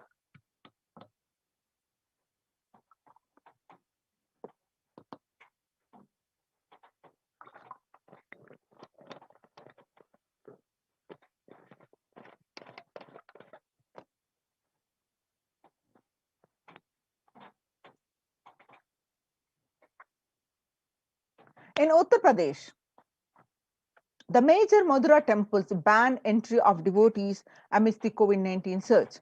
Two major temples of the Sapta Devalaya, the cluster of 7 temples in Vrindavan, recently banned the entry of devotees in view of the rising COVID-19 cases. The Gujarat Somnath temple closed for darshan amidst the COVID-19 surge. The Gujarat Somnath temple closed for darshan after that the Somnath Temple Trust has announced that the temple will remain shut for devotees from April 11 for an indefinite period. On the other hand, Tamil Nadu, South India, the Chola era temple murtis beheaded. Murtis of the Chola era temple have been vandalized in Pudukkottai, Tamil Nadu. A devotee who went to the temple was shocked to find all the murtis in the temple in a beheaded state. He lodged a complaint with the local police later. The Kailasa temple in a village in Pudukkottai is said to belong to the era of Kuluchunga Chola II, with Shiva as the presiding deity. The temple houses other deities such as Ganesha, Parvati, Murugan, and Krishna and Nandi. All of these murtis were discovered in a beheaded state a few days ago. Now, let us understand the Kailasa's deep temple experience at the de facto ecosystems. Now, in the times when COVID-19 is rampant and the ancient temples are in a lockdown because of the risk of widespread corona disease, the devotees of these temples were visiting and having darshan of their gods and goddesses for thousands of years. At all these ancient sacred sentiments have come to a harming halt after the lockdowns have taken place. The religious fervor of the devotees is being lost due to the pandemic. The Supreme Pontiff of Hinduism is reviving the Kailasa ecosystem and bringing all the ancient traditions of the online platforms on Kailasa TV, YouTube, and Facebook. Now, let us understand why deity worship, the basics of the temple ecosystem. With the Supreme Pontiff of Hinduism, Jagadguru Mahasannidhanam, His Divine Holiness Bhagwan Nithyananda Paramashivan's blessings, Kailasa's Department of Enlightened Civilization presents. The why deity worship? The Supreme Pontiff of Hinduism continued that please understand, deities are not mere idols. They are embodiment of ideals. We do not worship these idols, we worship the ideals represented through these idols. When the divine is present before him in a form that he can see, touch, and relate to, the transmutation becomes an easy and joyful process. Second, deities in a real kshetra are always carved in the form of ancient masters and enlightened beings. Even though no longer in the body, they can be invoked through the name or form they used while in the physical plane. When we pray to the deity or chant its name, the corresponding divine vibration is automatically awakened and becomes available on the energy plane to guide and bless us. The Supreme Pontiff of Hinduism continued that we mastered the science of bringing the divine to the deities. and expressing the divine through the deities. The whole science has been mastered in the Vedic tradition. The revival of temples will be the revival of the world peace and world bliss. The revival of temple culture and the deity worship, where people are made to look in. That is where the revival of Sanatan Dharma, the Advaita Satya is the truth of oneness is going to happen. The divine manifests in various forms, infinite as species qualities the divine has. In Sanskrit, we call the Ananta Kalyana Gunas. So, when the divine hears the prayer of a devotee, or when the divine sees the world is at the risk of destruction, they manifest to save that a devotee or a world or the world. So, for example, Shiva saved Markandeya from death. Markandeya is so happened that he was destined to die at the age of 16. Knowing this, his parents are devastated and they are in sorrow. So Markandeya decided to remove the sorrow of the parents, and he went and did the penance to please Paramashiva. On the day of his death, the Lord of Death, Yama or Kala, arrived to take his life away. And that's when the Markandeya hugged the Paramashiva Linga intensely and prayed to him to protect him. And Paramashiva appeared along with Devi and saved Markandeya from the death, become the Kala, the Lord of Death, and that become an independent deity. Not only as Kala, Paramashiva blessed Markandeya, saved from the death, and he blessed Markandeya to live eternally. Same way, he danced in ecstasy, and that action becomes Nataraja. The Paramashiva, as a cosmic dancer, performed the Panchakrityas of creation, maintenance, and or sustenance, rejuvenation, and pulling out of delusion and giving us the liberation. The cosmic dancer so casually performed this Panchakrityas, and we call him Nataraja. The Vishnu's very action of showing blessings to the world becomes Lakshmi. Brahma's very action of constantly sharing the wisdom becomes Saraswati. So each of the actions of the ultimate becomes independent intelligence and energy. When you connect with these independent intelligences, those deities, whatever you want immediately happens. Whatever result you want, worship with those rights and those divine energies who are personification of the specific actions. Immediate results are achieved by connecting with these deities.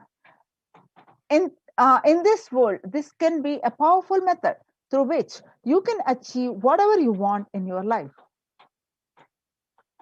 So join now in these COVID care protection centers. Register now through the link below, https://kailasa.org/Kailasa care. We'll continue after a very short break.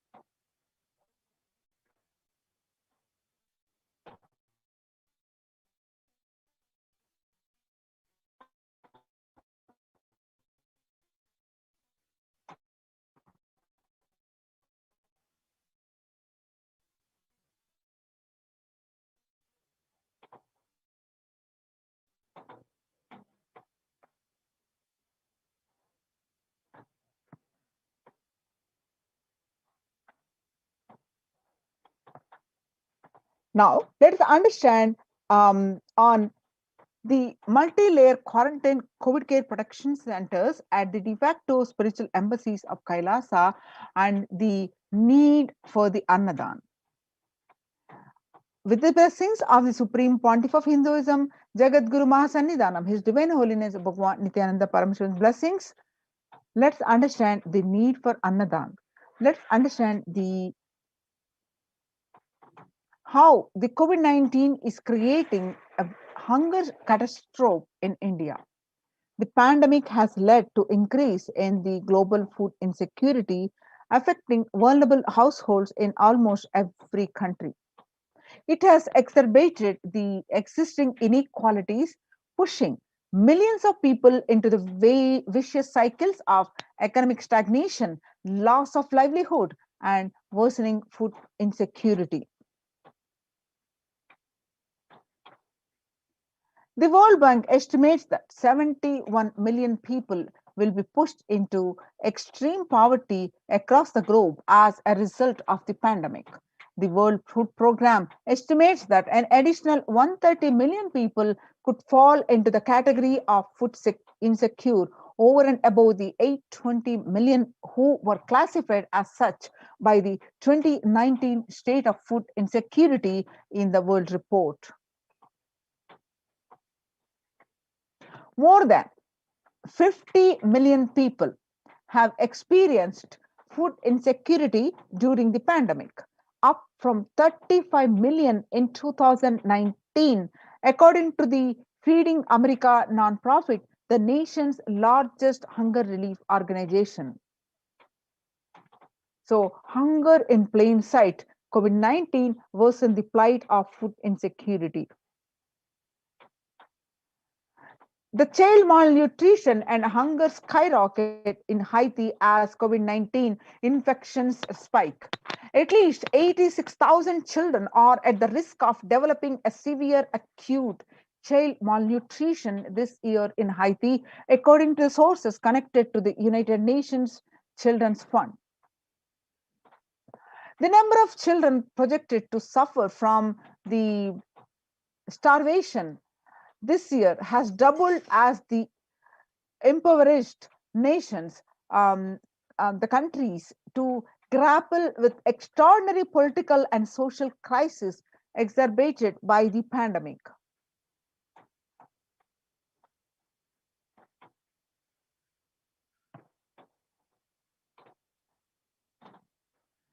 And refugees are paying the highest price in the COVID-19 pandemic. The vulnerable groups, such as refugees, paying the highest price in the COVID-19 pandemic. We are seeing the alarming trends that show many refugees around the world are unable to pay for food or rent and are struggling to access healthcare and education.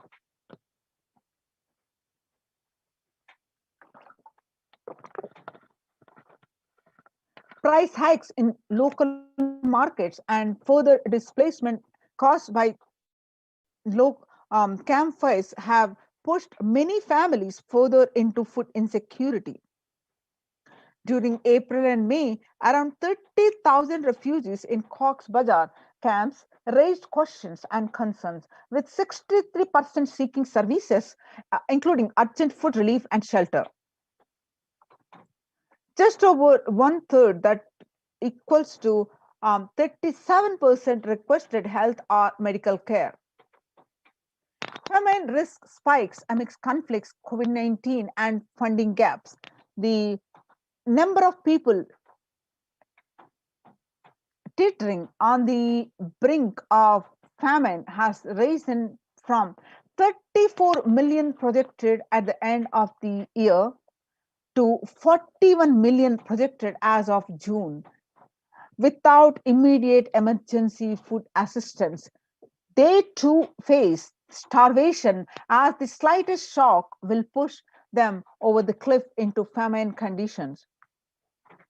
The World Bank releases a report, an analysis of the rising food insecurity rates in response to the COVID-19 pandemic. The report, released on May 20th, 2021, states that COVID-19 impacts have led to severe and widespread increases in global food insecurity, affecting vulnerable households in almost every country, with impacts expected to continue through the 2021 into 2022. Is also staged that the global food prices increased significantly by 38% since January 2020. The World Economic Forum released that 155 million people are caught up in food crisis of varying severity. The 133,000 people in Burkina Faso, South Sudan, and Yemen are most at risk. 10 countries account for two-thirds of these facing acute hunger. The resilience of agri-food systems is being eroded by conflict, insecurity, and environmental trends. So join in these COVID care production centers. Register now through the link below, https://kailasa.org/Kailasa care.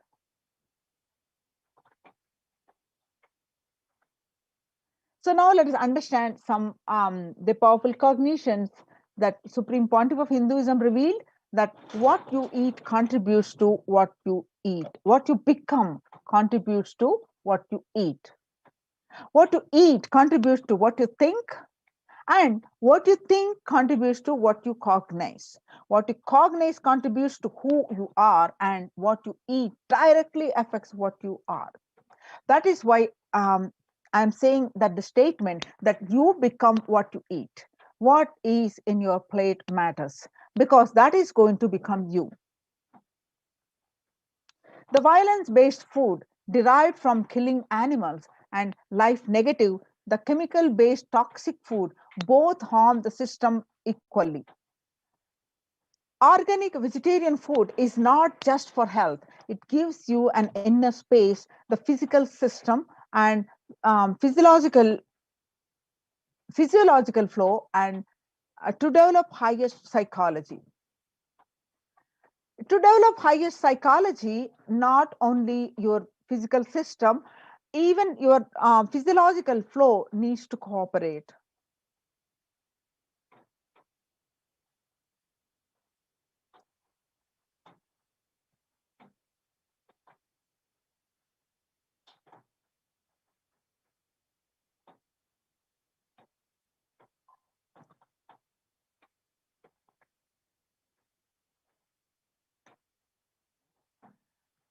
Your brain is constructed for all these higher things. When you don't explore the higher things, you are bound to feed the lower things and keep your brain engaged for survival. If you don't explore the higher dimensions of consciousness, you will force yourself into the drugs and try to explore the hallucination, imaginary, illusory dimensions of the universe.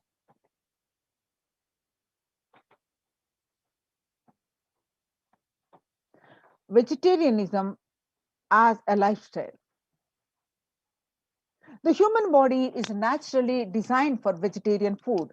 The inner mechanisms like feeling, thinking, words, etc., everything is designed to function with vegetarian food. It is like having a generator which can handle only 220 volts current, or a UPS which can handle only 220 volt current, but it is given 20,000 volts current. What will happen? It will get fused.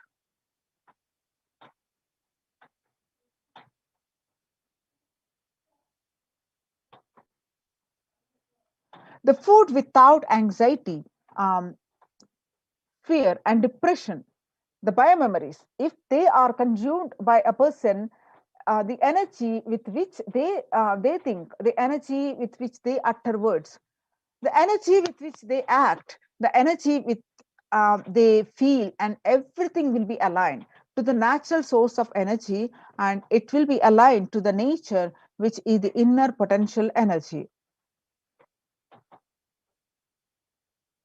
Now let us see the Kailasas, Annalayas, serving the free organic vegetarian sattvic meal for all eliminating hunger.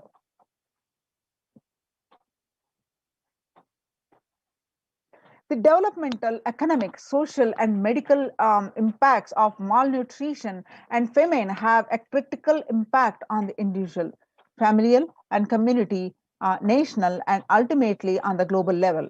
With the ongoing COVID-19 pandemic triggering an alarming spike in food insecurity, the United Nations have given warnings of families of biblical proportions. Um, the United Nations have given warnings of the famines of biblical proportions. In 2020 alone, 690 million people were estimated to be pushed into food insecurity. The access and availability to organic food has become of utmost importance. Through Kailasa's Department of Agriculture, the Supreme Pontiff of Hinduism, Jagadguru Mahasannidhanam, His Divine Holiness Bhagwan Nithyananda Paramashivam, has committed to the distribution of free organic food to everyone, not just since the beginning of his public life, but from his very upbringing itself. Kailasa's Annalayas, the food bank, is established all across the globe, distributes and serves the free vegetarian organic food for people of all caste, creed, religion, race, gender, and social standing.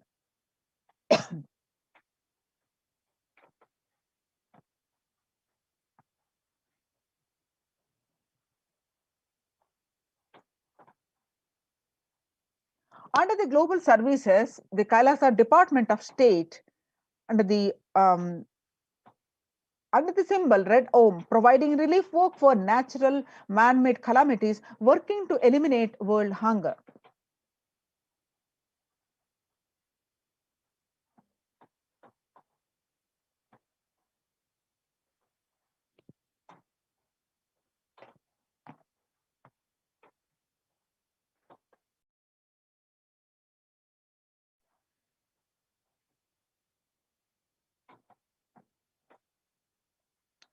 We will revive the food supply system of Kailasa.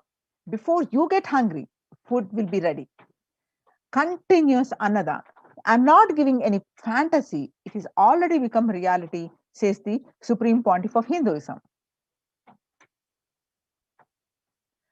The pictures that you're seeing as the early days of Kailasa's spiritual mission, where the Supreme Pontiff of Hinduism is offering Annadan, providing a free organic vegetarian meal on Kartikeya Deepam, a famous festival in Tiruvannamalai, India. In 2013, even with a fractured hand, the Supreme Pontiff of Hinduism, Jagadguru Mahasannidhanam, His Divine Holiness Bhagwan Nithyananda Paramashivam, engaged in selfless work by day and night, inspiring the peacekeepers of sovereign order of Kailasa, engaged in selfless service, leading the nation of Kailasa by example. In 2011, the Supreme Pontiff of Hinduism had a multiple compound fracture with the bone protruding out of the skin.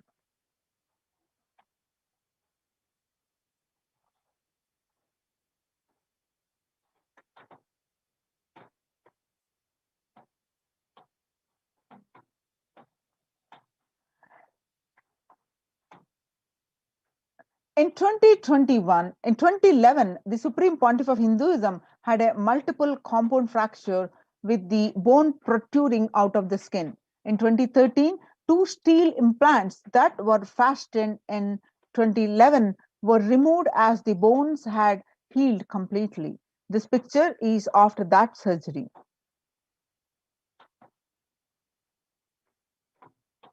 Now, we are seeing the glimpses of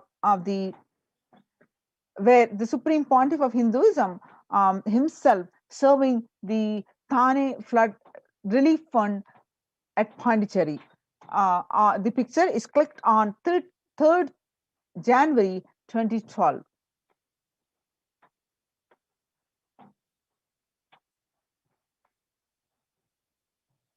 This picture that you're seeing are clicked on 3rd January 2012 at Pondicherry as Thane Flood Relief Fund. Some more of the Thane Flood Relief Fund on 3rd January 2012.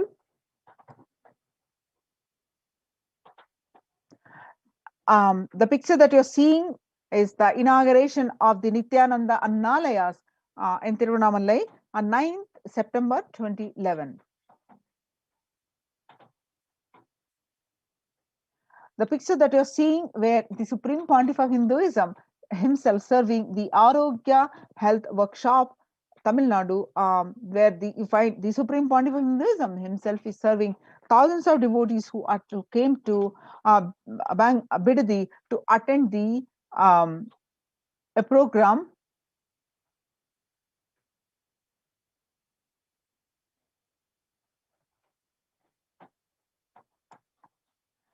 The Nithyananda Purana meditation workshop, the picture that you're seeing where the Supreme Pontiff of Hinduism himself serving the free meals to thousands of devotees, and this picture clicked on 12th December 2007.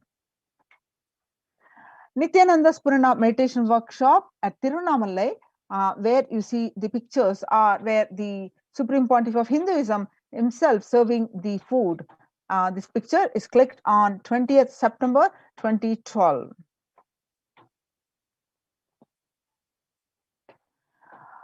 On the Kartikeya Deepam celebrations at Tiruvannamalai, where the lakhs of people were served the free food, the pictures that you're seeing are from that festival and clicked on 27 November 2012.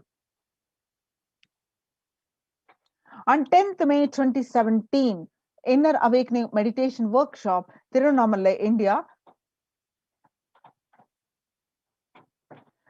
The Kalpataru Meditation Workshop, the food preparation, the service of the free food to one and all who attended this free meditation workshop.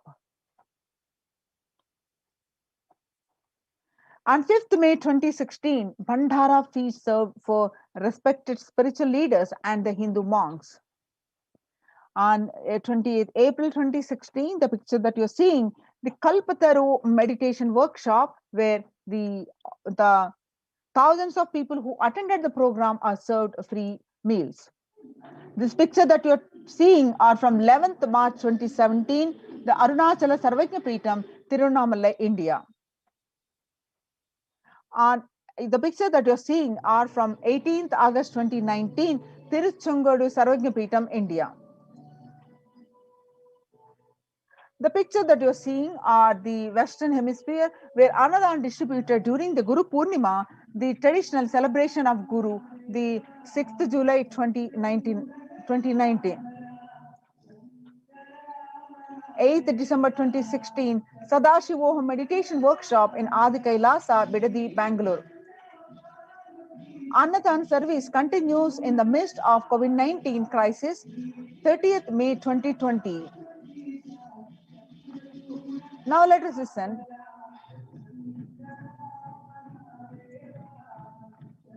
What I found in researching the Bengal famine was that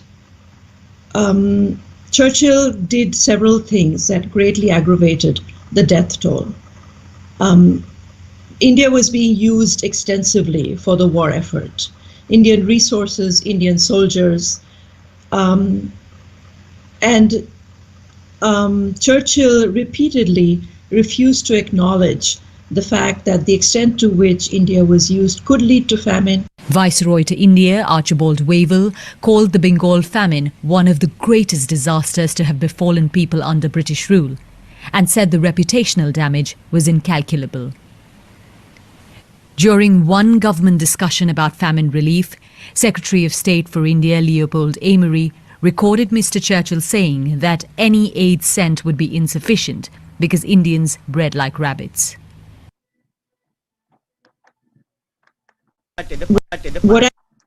So, in 1943 to 1944, in the man-made famine of Bengal, As per existing records, 3+ million were murdered. The Prime Minister of the world's biggest empire, controlling the 1/3 of mankind, claimed they could not do anything about the people dying of hunger because Hindus bred like rabbits and the famine was their fault. On the other hand, in 2016, in Ujjain Kumbh Mela, the peacekeepers of Kailasa served organic food to over 3+ million peacekeepers of Kailasa under the leadership of the Supreme Pontiff of Hinduism, have served more than 1 billion free meals in the past 26 years and are determined to end the hunger and poverty in all its forms. Not only that, in the past 26 years, the peacekeepers of Kailasa are determined to end hunger and poverty in all its forms. The Kailasa, with 200 peacekeepers at any given time, can deliver what even one of the biggest countries could not deliver. Kailasa is not driven by war, fear, or greed. It is an enlightenment-based nation driven by selfless service. In the Vedagamas, the source of Hindu scriptures declares Annam Bahukurvita, which means let us produce food in large quantities. The reference is from Taittiriya Upanishad, chapter 3, verse 9, which the Annam Bahukurvita means let us produce food in large quantities. Through the widespread distribution and the promotion of free, healthy, organic food, Kailasa's global peacekeepers, led by the Supreme Pontiff of Hinduism, serve such that we may achieve food security, improve nutrition, and promote sustainable agriculture globally. Annadan is the vision to end poverty and hunger in all its forms. Now, join now in these Kailasa's COVID care protection centers. Register now through the link below. The link is https://kailasa.org/Kailasa care. Make use of this opportunity and register this in this link, which is projected here, and save your life. Now we'll moving on to the next part of this segment and just after a short break.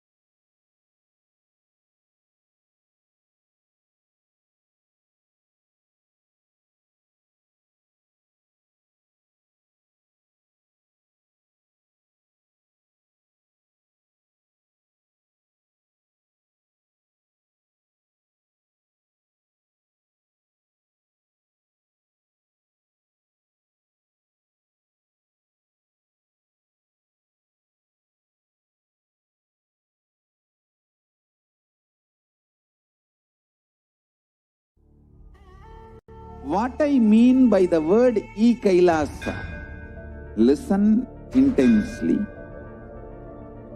Enlightenment ecosystem, literally enlightenment itself, in your own home, wherever you are. If you cannot come to Kailasa, it's okay. Kailasa can come to you. Kailasa coming to you is Kailasa.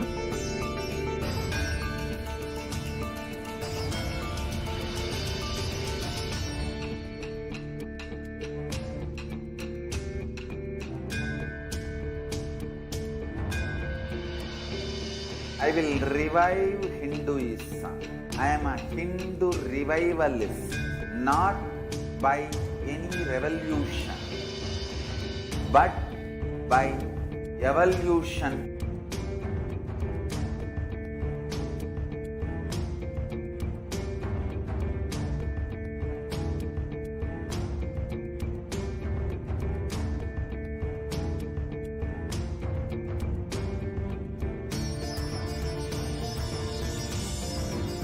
And setting model community.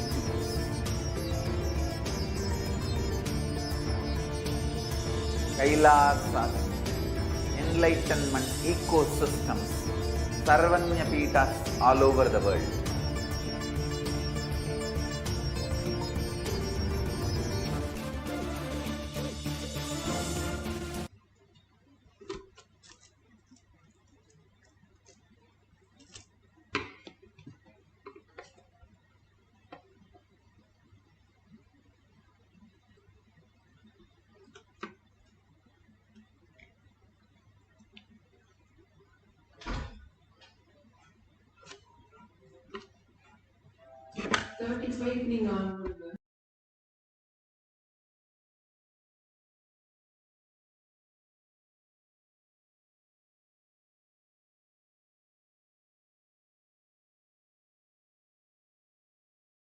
Jnanapadati Manual, under the guidance of Supreme Pontiff of Hinduism, Jagadguru Mahasanidhanam, His Divine Holiness, Bhagavan Nithyananda Paramashivam. Let's start with the Sadguru Vandanam. Nithyanandam Paramasukhanam Kevalam Jnanamurtim Dvandvatitam Gaganasadusham Tattvamasya Lakshyan Ekam Nityam Vimalamachalam Sarvadi Sakshi Bhutam Bhavatitam Trigunarahitam Sadgurum Tam Namami. Let's go through the disclaimers. Security measures. No photography, video, audio recording. Important cautions.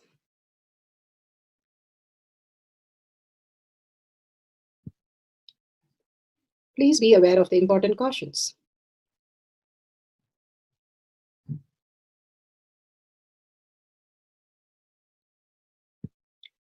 What is power manifestation? Let's hear from Bhagavan himself explaining what is power manifestation.